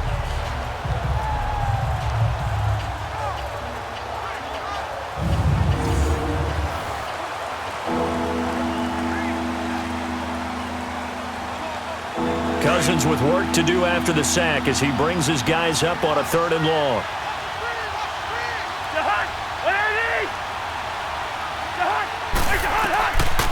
Working out of the gun, Cousins. Going up top. Well, this is taken in. It's complete. And he'll be taken down, but not before they work it across midfield. A very nice pickup of 33 yards. You know I'm going to lean towards the defender, right? You know I'm going to do that. I know. That's a tough situation for him as I see it. But the truth of the matter is, that ball was not streaking towards him. Had a little arc on it. He's got to find a way to get his head around and make a play on the football. So the line of scrimmage moves all the way across the 50 now as they come up 1st and 10. They'll run it now out of the gun. And he'll get this into enemy territory, but not by much as he's down to the 48. The tackle there by John Johnson. Oftentimes we praise an offense for their variety of being able to hit people with the run and the pass, but in this game, how about what we're seeing from the safeties? They are all over the field. Doesn't matter if they threw it or if they're trying to run it. I don't think we've ever awarded an MVU, most valuable unit, but you're right, it might go to them in this game. I like that, MVU. Well done. Now Cousins, and his pass incomplete. Dalvin Cook is running back the intended target, and now it's third down.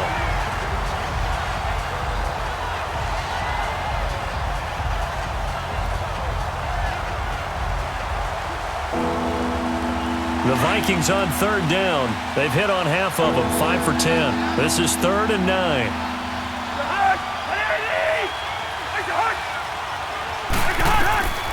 To throw, Cousins. Open man is Thielen. It's complete. And he'll get this one down near the 20-yard line, just shy of the 20. That'll put him at 77 yards receiving for the ball game. It's a first down.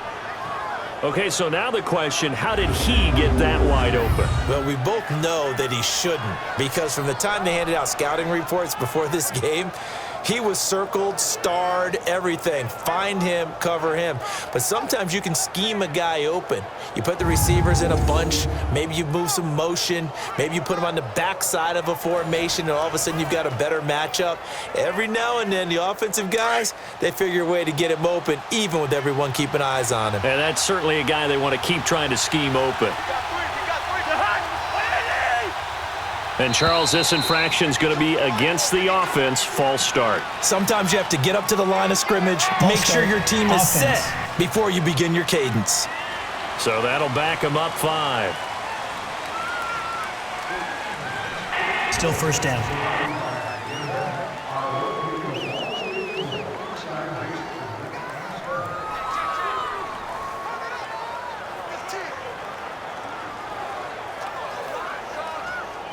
A false start backs him up 5. 1st and 15.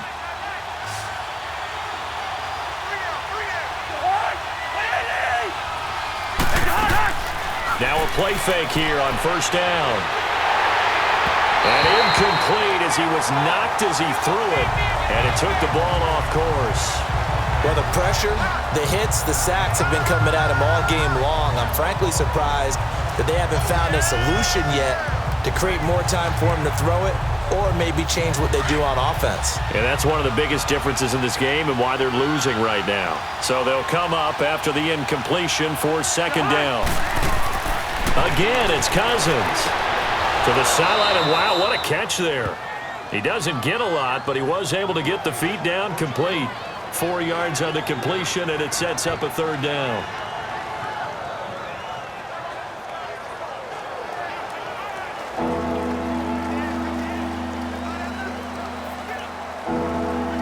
The Vikings on 3rd down. They've converted 6 times and could use a 7th here. This is 3rd and 11. Cousins again. Nowhere to turn this time, and he goes down. Sacked back at the 29. Aaron Donald in there to drop him for a 6-yard loss, and that'll lead to a 4th down. Well, they went with the nickel. They throw in an extra defensive back. Coverage was very good. Yeah, it was exactly as you would expect. A passing down, you bring in the nickel package. Just as you described, the coverage was excellent and allowed one of their linemen to end up getting to the quarterback.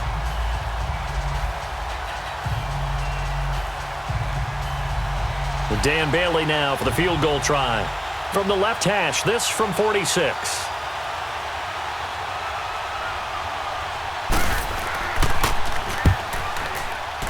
And Bailey able to knock it through.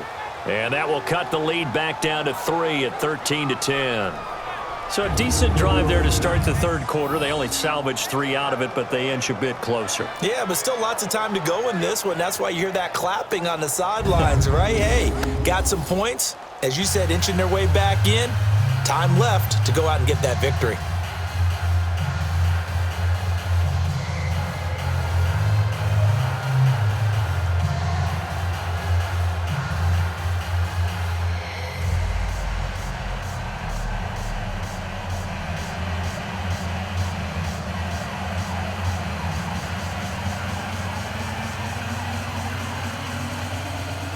Now after the field goal, Bailey will kick it away. This is taken at his 4. And a nice return sets him up pretty good here at the 30-yard line. Getting set to go again here, Robert Woods marches back onto the field. He's hoping to take what has been a good game here and make it a great game. So far, solid, and we're still in the third quarter. There's nothing wrong with solid. You want to be that. You want to be reliable. You want to be a guy that puts your team in a position to have a chance to win. And that's what we're seeing from him. And there's also that added element that maybe it can become a little bit more as this game goes on. He'll try to make it more here on this drive. Goff will lead the Rams up here 1st and 10 right at the 30. They'll start out on the ground with Gurley. And he's out of bounds, able to take this one up to the 35. 5 yards on the carry. Good pickup on 1st down. And that's exactly what you want on a 1st down run. Pick up 5 yards, bring up 2nd and 5. The defensive line, though, they've got to figure out a way to out-leverage the guys up front because the offensive line is winning at the point of attack.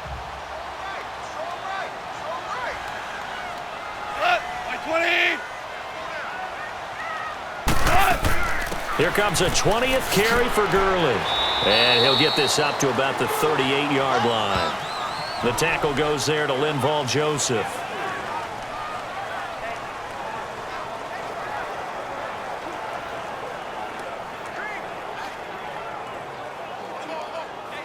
The Rams on 3rd down. They've converted 5 times in their many chances thus far. This time they face a 3rd and 2. They'll try and pick up the first with Gurley. It's a gain of 3, and it gets him the first. Brandon, they're still in the lead, but momentum's certainly been going the opposite direction. So to me, that's a really important pickup there on 3rd down. Try and regain some confidence, and you're right. They need to stem the tide a little bit. That certainly helped.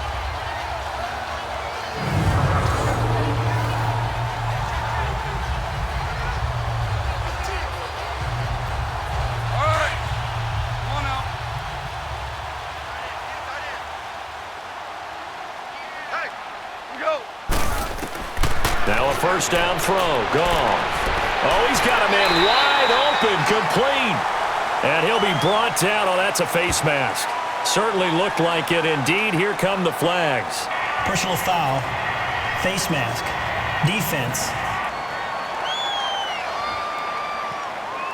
So they'll take the yardage and tack on 15 more for the face Automatic mask. 1st down. Talk about a play that absolutely costs you in the end. Just trying to do your job, right? Trying to get him on the ground. Next thing you know, they're marching off another 15 against your squad.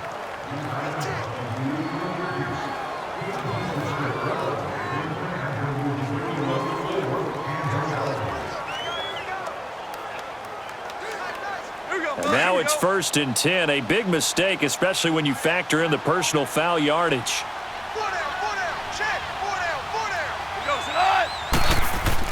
On 1st and 10, Goff.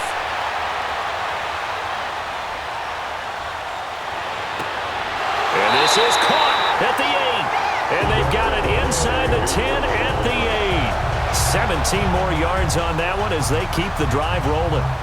Well, if you're going to give him that kind of time, he's just going to shred you. You might as well put a sofa out there for him. I mean, that's unbelievable because I don't care who you are in coverage. With that amount of time, someone's going to shake free, and he's going to be able to throw the ball with a whole lot of confidence.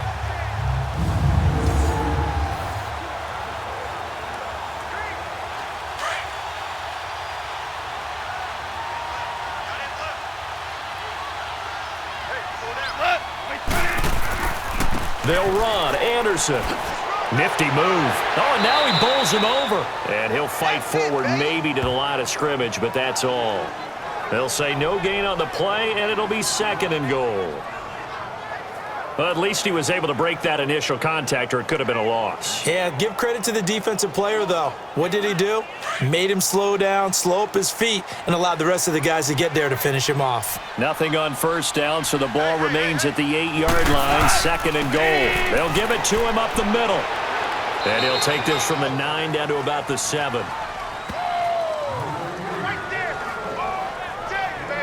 Partner, I know we're in a goal-to-go situation, but my goodness, think about running the ball here.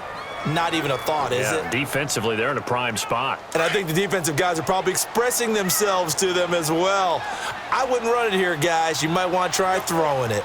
Go, son! Now Goff on 3rd and goal. Into double coverage, and it's intercepted. Picked off by the linebacker, Eric Kendricks. And a big turnover there as his guys will get the football back. And that's a great example of ball skills right there, partner. You and I do a lot of games, and I can't tell you how many guys look to run with the football before they've intercepted it. So that's a nice job of focusing on the task at hand and coming away with the interception. And now out comes Minnesota. And a methodical drive last time, but they couldn't get that knockout blow. They had to settle for 3. But you got to like what they've been doing along the way, right? It's almost like the body blows, the setup punch. As you said, they didn't get the knockout blow here, but that doesn't mean it can't come later in the game on another possession. And the defense on the other side. Maybe a little gas, right? Yeah, a little tired. And if nothing else, they just feel relieved getting upfield, only giving up 3. They don't exactly feel like they've handled the offense.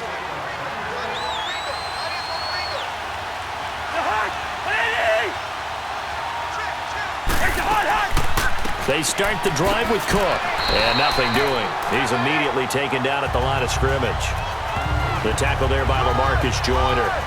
And he had a nice play there from his free safety position to hold him to nothing. And, Brandon, remember when the free safety was always back away from the line of scrimmage? That's changed. Has that changed in a big way? The way we see it now, they're almost mirrors between the free safety and the strong safety. One will be up, one will be back, or sometimes both will be in the same spot. On that play, free safety was there, no gain. Cook. Nice move on the play, but he will be brought down shy of the 15. Call it an 8-yard gain. Much better shape now on 3rd and just a yard.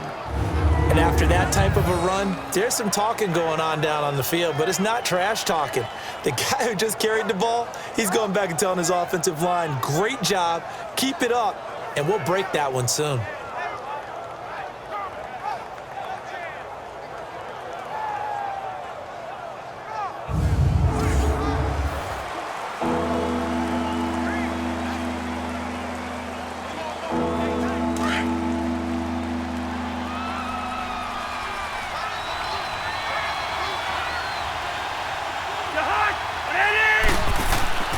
They'll run it. Here's Cook. And he will have the first down as he's up to his 17-yard line.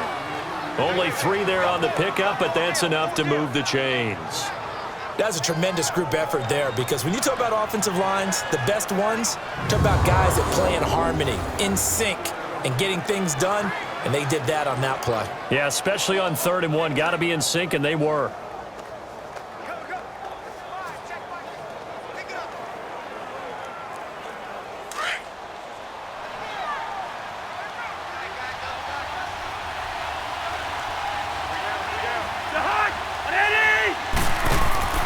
They run with Kirk. He's been busy tonight. And he'll take this up only to about his 18-yard line. Just a yard on the pickup there, and it'll bring up a 2nd and 9. Looks like they're establishing a pretty good pattern here, because they've been very heavy in the running game on the last 4 plays. Yeah, you took the words right out of my mouth. So far, 4 plays in this drive, all 4 on the ground.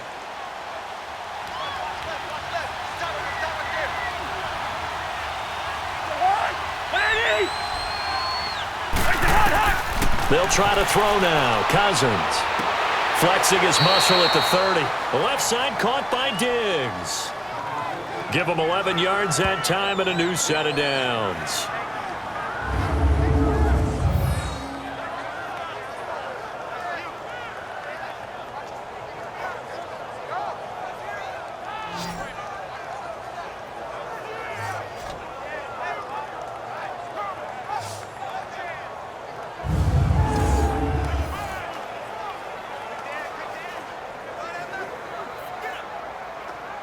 Cousins now perfect since the second half started. 7 of 7. It's 1st and 10. Now Cousins. Over the middle, and it's incomplete.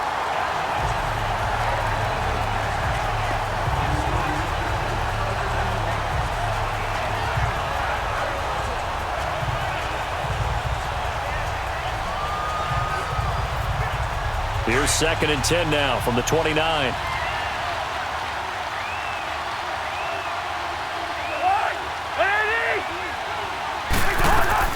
From the shotgun now, here's an inside give. And he'll go down, and that will do it for the third quarter of action. 1 quarter remains here on a Sunday night. We'll return with more after this. You're watching the NFL on EA Sports. Back now in Los Angeles. It's been a very hotly contested game to this point. Just a field goal separating these two teams as we get set for the fourth quarter.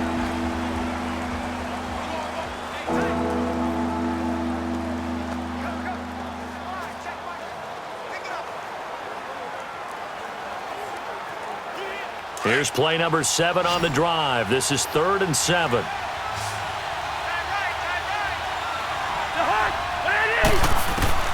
From the shotgun, it's Cousins. And this is going to be incomplete.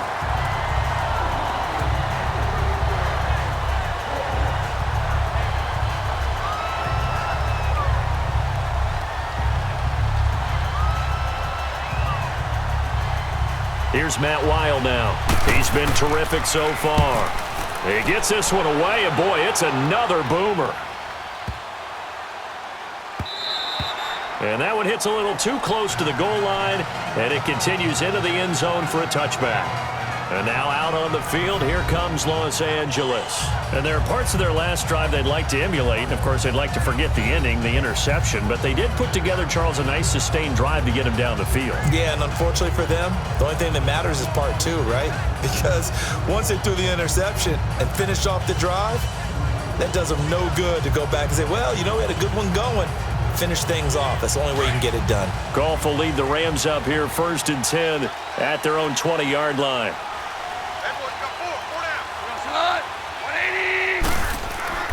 Trying to shake off the interception from the last drive. He'll look to throw. He couldn't quite hold it. Got hit.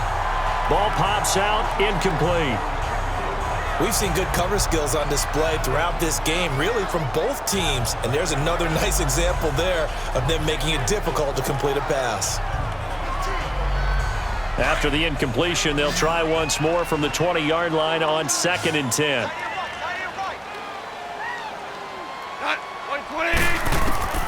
Back to the air. Goff on 2nd down.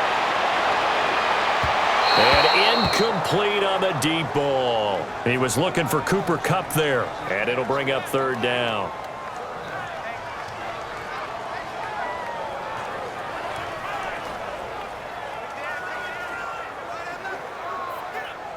So back-to-back incompletions, and that has him staring at a 3rd and 10.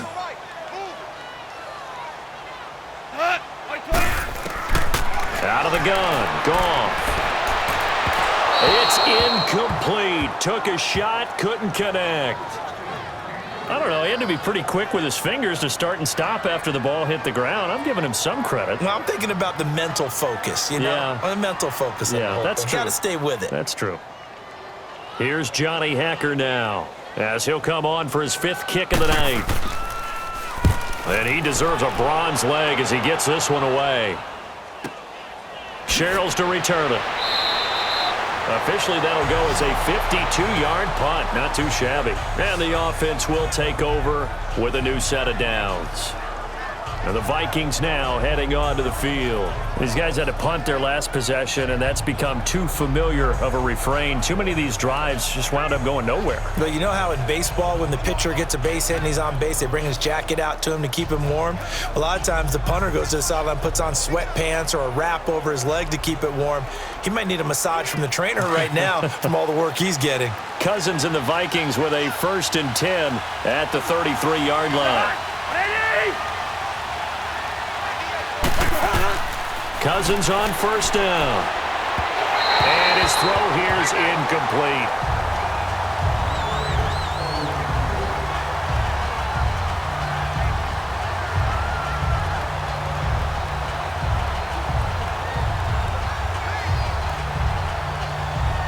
Second and 10 from the 33-yard line.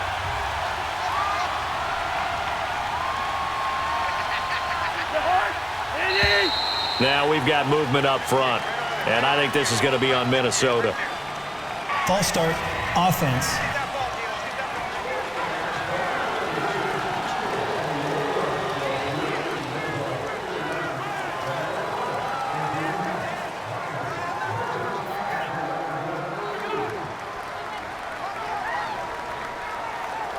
So after the penalty, heading in the wrong direction, 2nd and 15.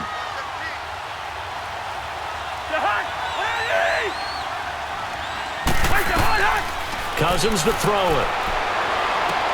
To the sideline. Wow, what a catch. Doesn't get a lot out of it, but he is able to keep the feet in bounds. They'll get a couple yards on that one, and it'll be a 3rd and about 13. They should have got more out of that, though. He was wide open. I love how emphatic you are with that call because that's exactly what I was thinking. Wide open in the flat. Give him a ball that he can use to get upfield with, not just catch and go over the sideline. They cost themselves some yardage there. 3rd and long for Cousins. Over the middle here to Rudolph. And he'll be brought down shy of the 40 at the 38-yard line. They do get 9, but it leads to 4th down. He wasn't the primary target, but I think it was almost like a check down situation, wasn't it? Yeah, hoping he can break some tackles, a big tight end, but he couldn't do it. Yeah, get it to that big frame and hope he can scatter some bodies, unable to get it done. Here's Matt Wild now as he's on to punt for L.A. And not what he was hoping for there, as this will hit in the end zone for a touchback. The Rams offense now making their way out to take over. And a tight game after punting last time. See if they can get something going on this drive. As they head to the field now, with the game this close, you've got to feel there's a sense of urgency for them going on offense right now. But they have to do it without letting panic creep in and affect their play. Goff will lead the Rams up here 1st and 10 at the 20.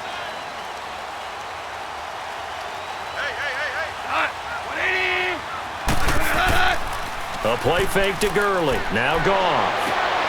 Wide open receiver complete. And he'll be taken down, but not before they work it across midfield.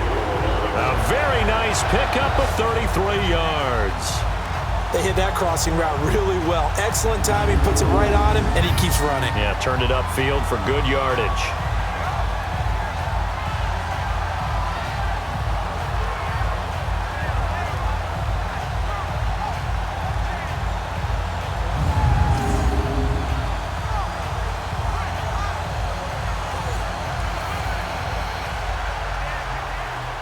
So the line of scrimmage moves all the way across the 50 now as they come up 1st and 10. They go play action with Gurley. Now Goff.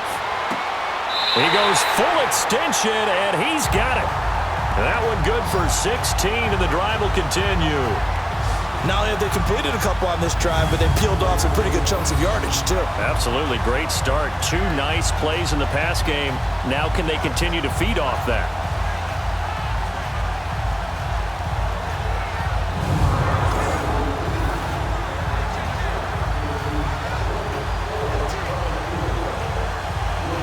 Line of scrimmage, the 31 now on 1st and 10.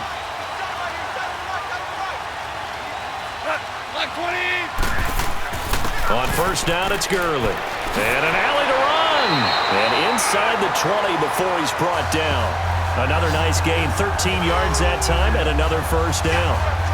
And that's the type of run that they're looking for because they'll need to continue to rely on him to move the sticks in this tight game in order to preserve this lead.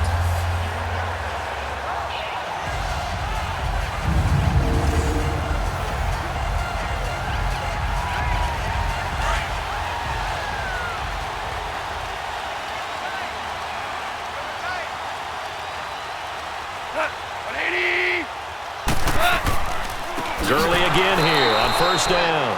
And that play going absolutely nowhere as he's belted before he could get out of the backfield. I know they've got to be careful not to go to the well too often, but it's a fine line, isn't it? Because sometimes if you've got success, you want to just keep pounding away. But no success there. They rallied quickly on the defensive end.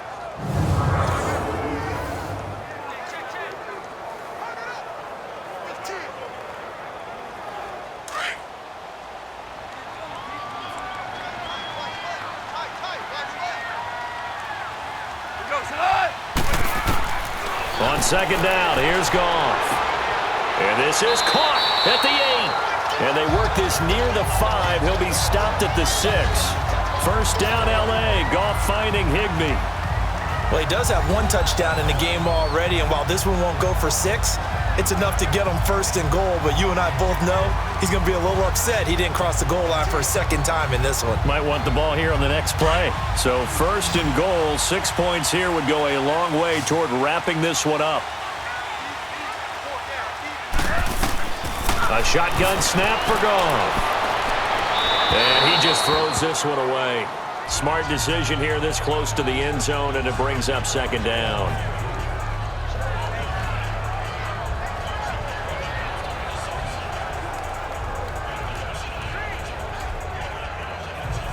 They come up here with another shot from the 6-yard line, and it's second and goal now.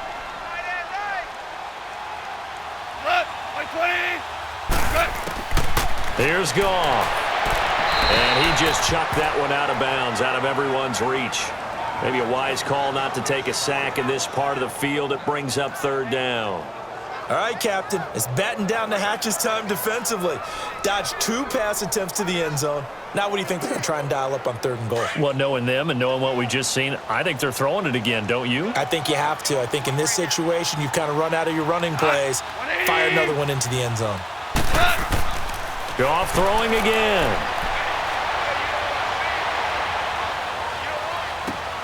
And this is caught. He's got it. Touchdown, L.A. In for the score. And the Rams add on to their lead. And he had time there. But you give any quarterback that length of time, he'll make you pay. It just puts way too much stress on guys trying to cover downfield because, as you said, you that much time in the pocket, he can scan the field, find the open person. That's exactly what happened there. And what was the end result again? Touchdown.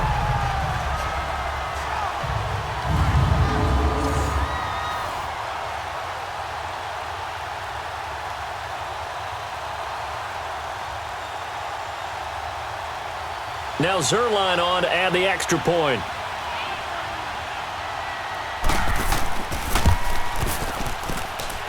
Zerline good with a PAT. And his guys will take a 10-point lead. So that drive in total 8 plays.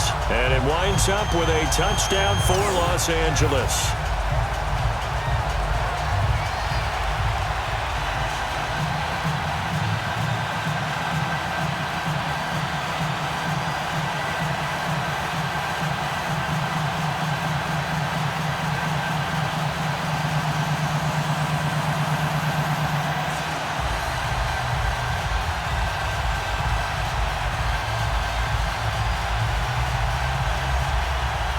Zerline out now to kick this one away.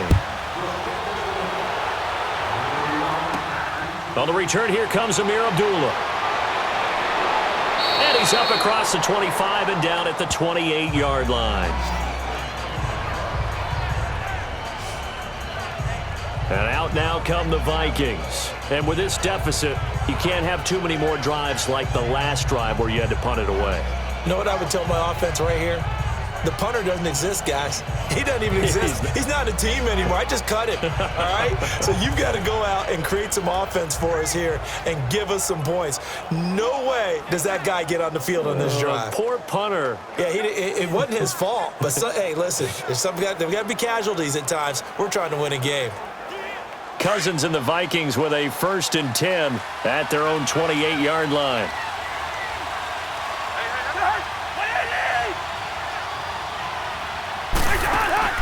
They go play action here on first down. He's got the connection over the middle to Diggs. And he'll be taken down, but not before they work it across midfield. A really nice gain of 25 yards.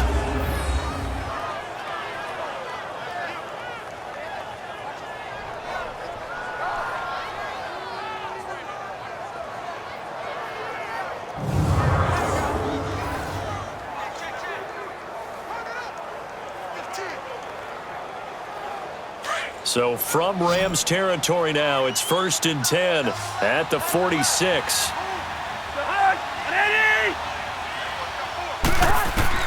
From the gun, here's Cousins. Middle of the field, it's Robinson. He'll get this one down near the 20-yard line, just shy of the 20. That one goes for 24 yards.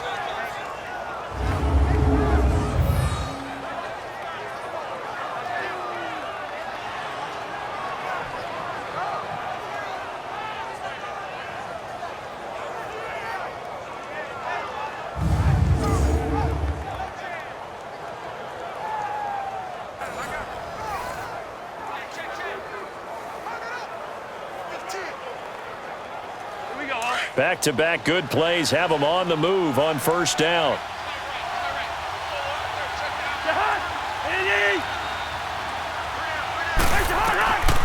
On 1st and 10, Cousins.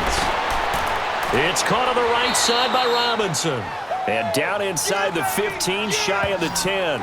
11 more yards that go around, a first down as well.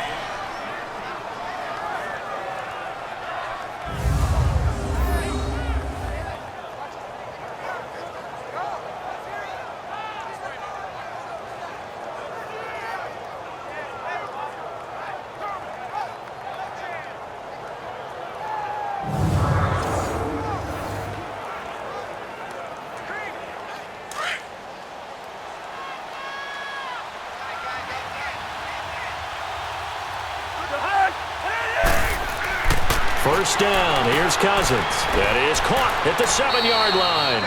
And here he'll get it down to the 7. That throw good for 4. It's second down. Well, there wasn't much there with that hitch route. They didn't gain what they expected. But sometimes when you call a hitch, you really don't have an alternate to go to. You don't have a second route to throw it to. So sometimes you have to rifle in there and hope for the best. 4 yards on that last completion, so that sets up 2nd and 6.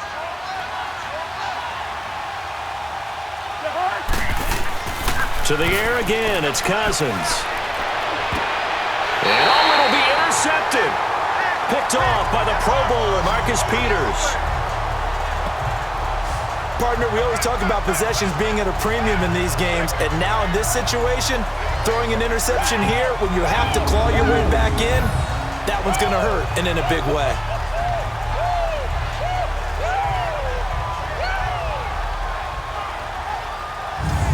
And now out on the field, here comes Los Angeles. And they'll be looking to build off of a nice drive last time, a drive that really relied on the quarterback. Making good decisions, distributing the ball well, distributing it accurately, keeping it away from danger. A really nicely run drive. But now the defense, what adjustments do they need to make in the passing game? Pass rush, pass rush, pass rush. Whether it's the guys up front or maybe you bring additional guys, but you've got to disrupt the timing of them throwing the football. We'll see if they can disrupt it here. Now Goff will hand this one to Gurley. And he'll power his way up near the 25. Sheldon Richardson there to make the play. Well, we all know the guy carrying the ball is going to get the credit, both in the stat line and probably in the newspaper. But guess what? Those guys creating holes, they couldn't feel better about themselves right now. Offensive line, tight end, probably even the wide receivers are involved. They're moving the ball well.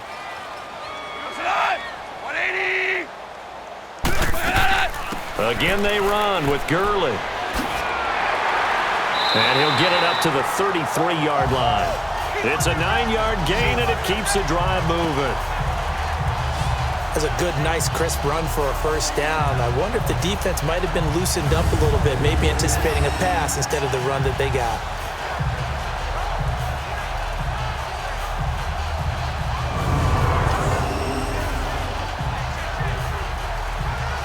So they'll come up 1st and 10 now from the 33.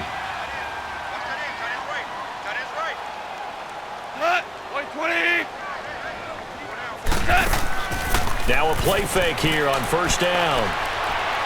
He sets to fire deep and intercepted. Maybe the turning point they need. Picked off by Harrison Smith, and he's able to get it back here to the 43-yard line. 2-score game here in the 4th, and that pick, it kind of keeps the door ajar, doesn't it? It does, and you wonder about their strategy because with a 2-score lead, you would think maybe you're just sitting on and trying to drain some clock. It's almost like they felt like, hey, we've got a good cushion. We can keep pressing it. It ended up costing them.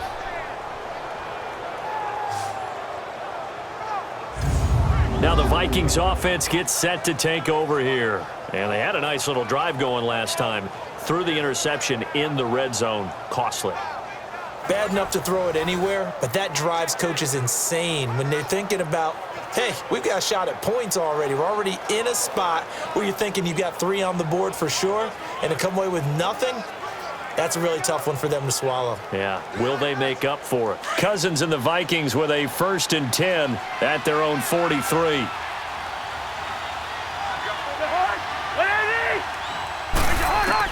Following the interception, Cousins, and complete, right side, the tight end Rudolph. That throw good for 4. It's 2nd down. This possession means so much for them. They've got to focus on this drive and find a way to make this a one-possession game. Yes. Got to get a score. Yeah, so good with a field goal. Don't necessarily need a touchdown. 4 yards on that last completion, so that sets up 2nd and 6.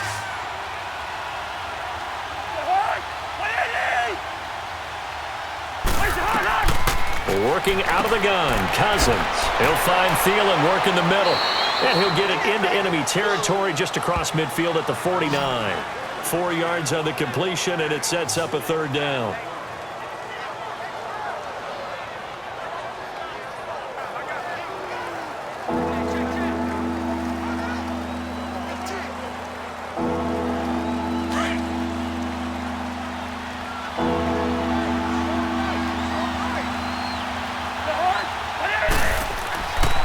Third down, Dalvin Cook.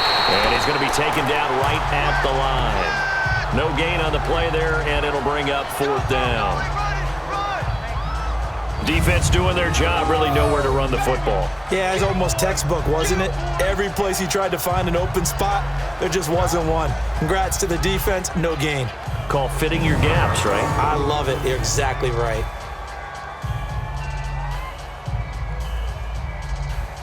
And they're indeed going to go for it here on 4th down. So trailing here in the last quarter. Let's see how this plays out.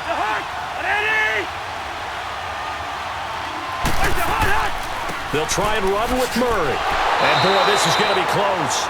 That mark looks a little short, and he didn't get there. The tackle there by Mark Barron. So they really needed points here in a 2-score game. Could not come away with anything there on 4th. And while we know they're a little bit discouraged here, they can't check out of this game. You and I have called a good number of games over the course of our career where we've seen these types of situations. Teams get the ball back, and that miracle does occur. So they can't let that dream go just yet. They have to get stout on defense here. Yeah, right now really hoping for a turnover.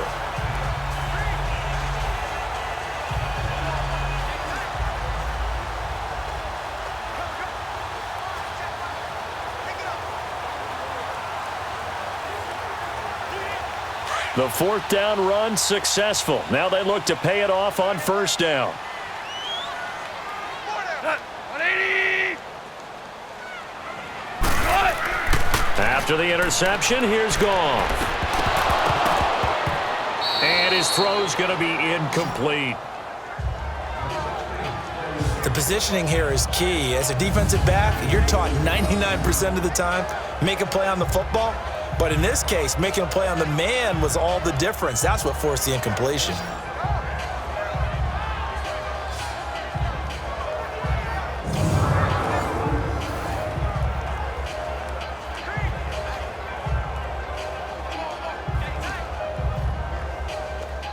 So now 2nd and 10 after the incompletion on 1st down.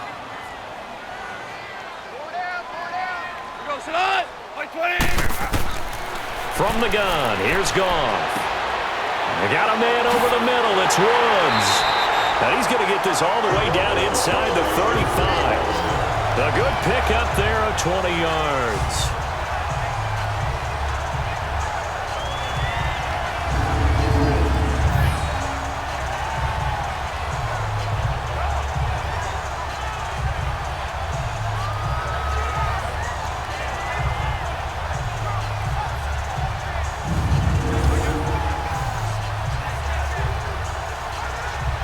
So they'll come up 1st and 10 now from the 33.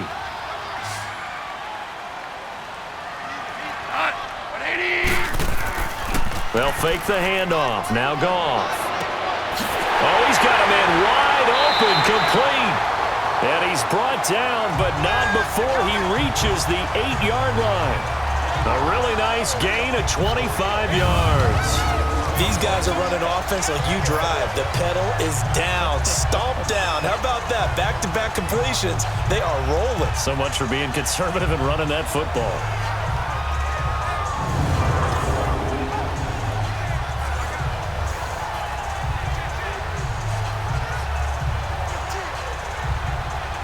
Two big plays in succession. Not sure this D knows what hit him, but now they got to get ready. It's 1st and goal. 180. What's that? On 1st and goal, Gurley. And he is met at the line of scrimmage, and he goes down right there. No gain on the play that time, and it sets up 2nd and goal. Oh, there's no doubt that this is a huge defensive series right here.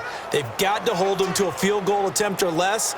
Otherwise, this game just might be out of reach. Let's see if they can hunker down and get it done. Nothing on 1st down, so the ball remains at the 8-yard line, 2nd and goal. He'll get it up the middle. So he got free of one tackle, but couldn't do a whole lot else. Give him right around 4 on the carry. We'll see if they want to keep pounding here on 3rd and goal. Well, partner, Marvin, our #1 stats guy, just handed me a little card that says he has 97 yards on the ground today. You think he's going to get the ball again? I think so. 3 away from that century mark. Got to have it. Yeah, and I think what they're going to call is one of his favorite runs, whatever he feels comfortable with, and what the offensive line has executed well today to try and get him over 100 yards. Now, meanwhile, a pass that should have been intercepted, but it winds up falling incomplete. He's lucky to be getting that one back. After what they've done with him all day long with all the targets trying to go after him, he's obviously gotten smart, and his pride has kicked in. Made a terrific play.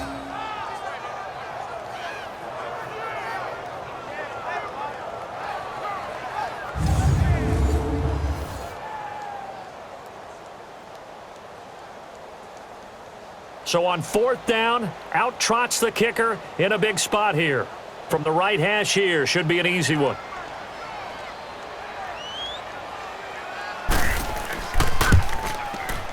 And Zuerlein's kick is good. And that will stretch the lead up to 13. So he remains perfect, 3 for 3 in the field goal department. And it's so important for any offense to have an ace like him up their sleeve, isn't it? Because now you know what his range is, and as soon as your offense gets there, you're pretty much counting on 3 points going up on the board.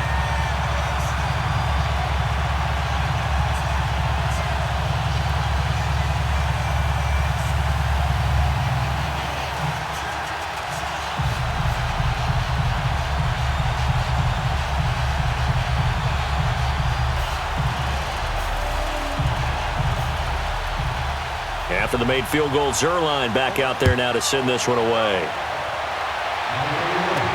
To return, here comes Marcus Sherrills. And he'll take this across the 25, couple extra yards, up to the 27-yard line. And now out comes Minnesota. And on that last drive, went for it on 4th, turned it over. A good job by their defense, though. They held them to 3, but this offense, they've got to be a little bit better, a little bit more careful here. And sometimes when you see these calls on 4th down, when they decide to go for it, it's not necessarily the coach saying, I believe in my offense. Sometimes the coach saying, I believe in my defense. I can afford to go for it here, because if we don't get it, I don't think we'll give up more than 3. And that's exactly what happened there. You think that factored in? I do. I think that he had that in his mind going into the game, that I'm going to be aggressive on offense because I know I've got a defense that can hold up their end. Now Cousins. He finds Robinson. And he'll be tackled right on the chalk of the 45. An excellent way to start the drive there, 18 yards.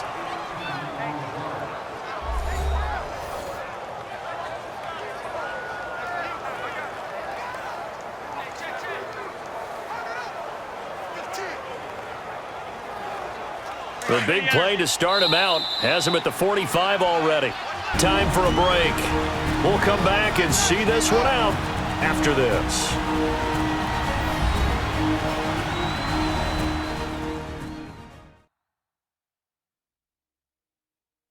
So the Vikings in possession of the football as we get you reset. They've got a 1st and 10 as they search for a late score.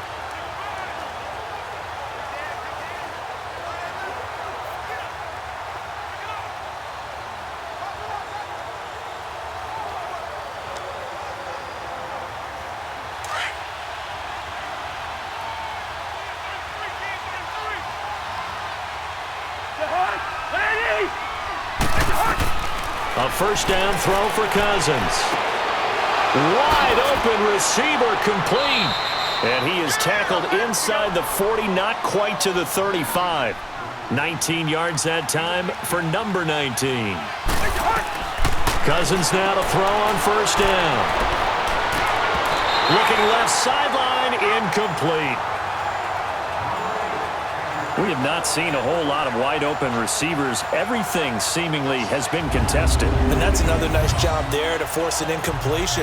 They've been very cohesive, knowing each other's moves all game long, and they've been on the spot just about every time. And they've held them in check on the scoreboard.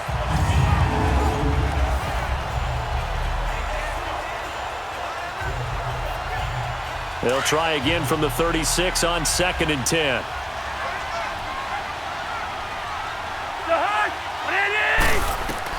A 2nd down throw for Cousins. He's going to flip that out to the flat. It's complete. And he'll work it inside the 30 to the 29-yard line. It'll be a gain of 6, and just like that, it's 3rd down. They'll throw again. Cousins. And he's able to find Diggs. And he will have a 1st down at about the 21-yard line. And they just keep marching right along. 1st down on a pickup of 8 there. Cousins to throw it. And this is caught now for a late touchdown. So hold everything here. This one's not over yet. Okay, game on. Don't go anywhere yet. You got a 1-score game now.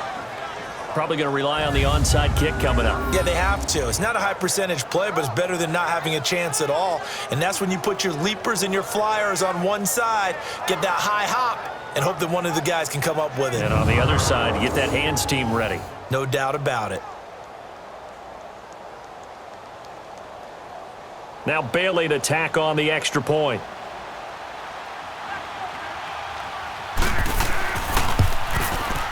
Bailey got the extra point, and now things get a bit more interesting here in this 4th quarter. That time a 6-play drive, and it all culminates in a touchdown for Minnesota.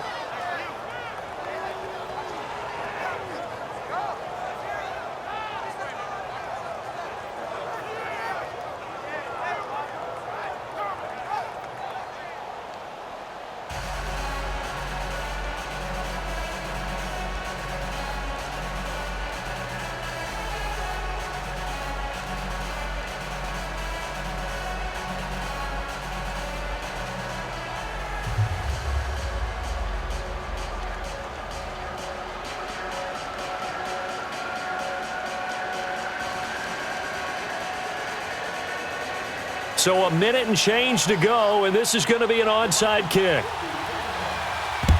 And the hands team for the Rams able to secure the football.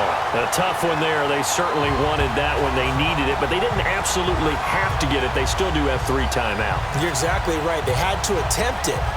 But even though they didn't get it, as you noted, with 3 timeouts, if they can get these stops on defense, all hope is not lost. And now out on the field, here comes Los Angeles.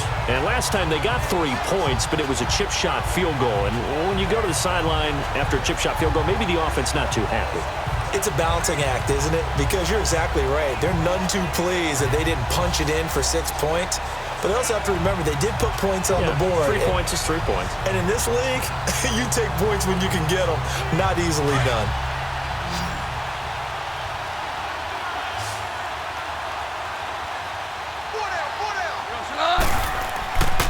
Goff turns and gives to Gurley. And he's going to get this one down near the 45-yard line. And now the Vikings are going to stop it here on defense with a timeout, as it comes with exactly a minute to go in the football game.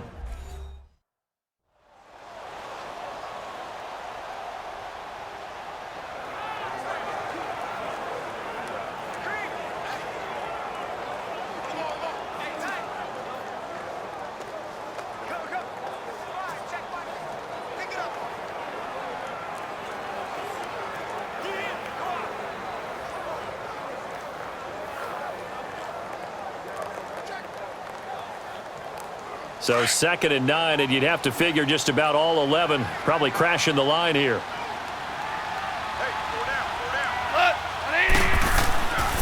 Another carry now for Gurley. And he's going to be met at about the 43. Another timeout called by the Vikings now, as the clock will stop with 55 seconds remaining in the football game.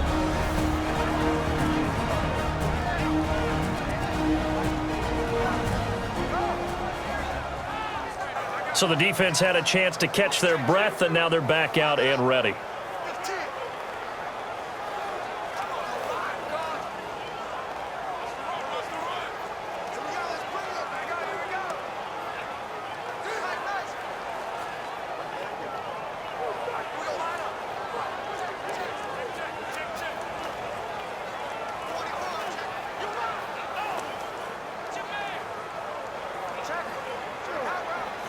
And now on 3rd down, they'll need to get it to the 36 to pick up the first.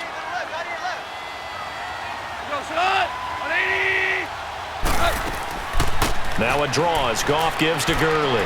And he'll get it inside the 40 to the 39. And play is stopped here. Timeout. It's the defense calling the timeout here, as they get the stoppage with a little over 50 seconds left to go in the game. All right, so the timeout over and all 11 men back out onto the field for the defense.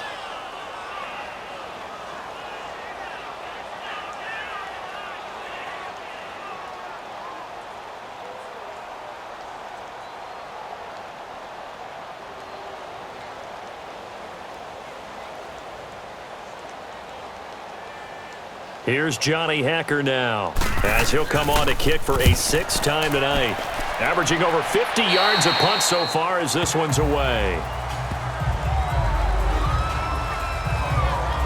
And now out comes Minnesota. They're down here in a 1-score game, but the time, it's a factor, but it's not a huge factor right now, is it? It's really not, because this amount of time gives them a chance to run their offense, to go through play sequences. And this is what they work on every week in practice, usually on a Friday. They go over this type of a situation, late game situation. What are we going to do when we have the opportunity? They've called these plays a bunch of times. Now's their chance to execute them. They have the opportunity now. Here's the execution. Now we've got movement up front, and I think this is going to be on Minnesota. False start, offense.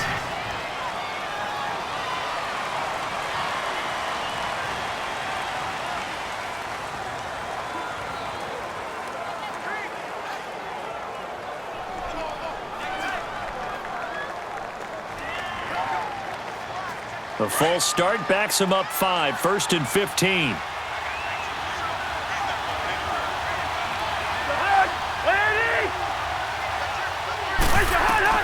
He's back to throw, and he can't hang on to it. That would have sealed it. Instead, 2nd down. This defense has watched their lead dwindle away. This is where they really need to bow up. They executed well there. And it's often hard after you've played really well early and then you kind of relax a little bit to step on the gas again. They just did it on the last play. Looks like they want to finish this one off.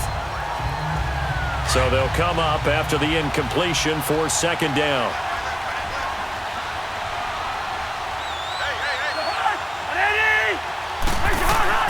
They'll look to throw. He's going to flip one out here to his running back. And he'll get it up to the 12-yard line here. It'll be a pickup of just 2, and that'll make it 3rd and 13.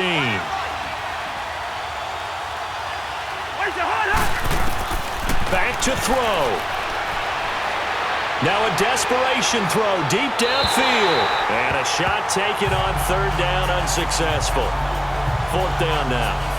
These are the spots, this stage of the game, where it pays to have speed on the perimeter, doesn't it? It certainly does, and in the 2nd quarter, he may very well run by him, but in this situation, I know as a defender, I'm loosening up a couple of extra steps that allowed him to run with him stride for stride.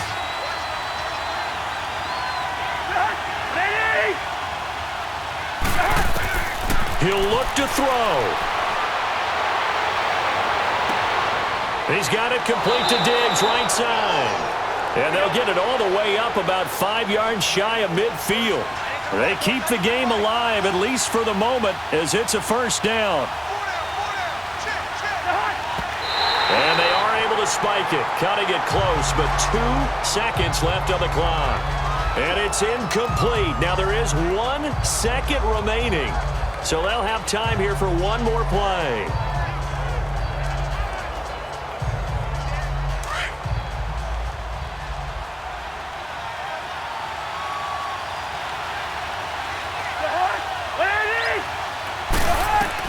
One last shot now for Cousins. He's going to let it fly. And, a crusher there as it's intercepted. Picked off at the 17. And that is going to seal this victory as time runs out. Well, we were on hand for a fun and entertaining game here, coming down really to that last play. Great job defensively to get the pick and seal it. And we know that every play during a game matters. You're never sure which one's going to be one of the key ones. But at the end of the game, when you analyze it, 3, 4, 5 plays are going to be the ones you focus on. And that last play was one of them. The last shot had to take it, and they came up with the interception and sealed their victory.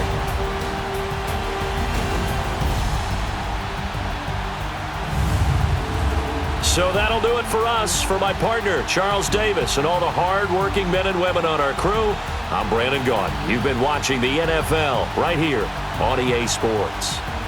And we're off to battle traffic on the 110 as we say so long from L.A. Oh, yeah, that's going to be a whole lot of fun. Can't wait.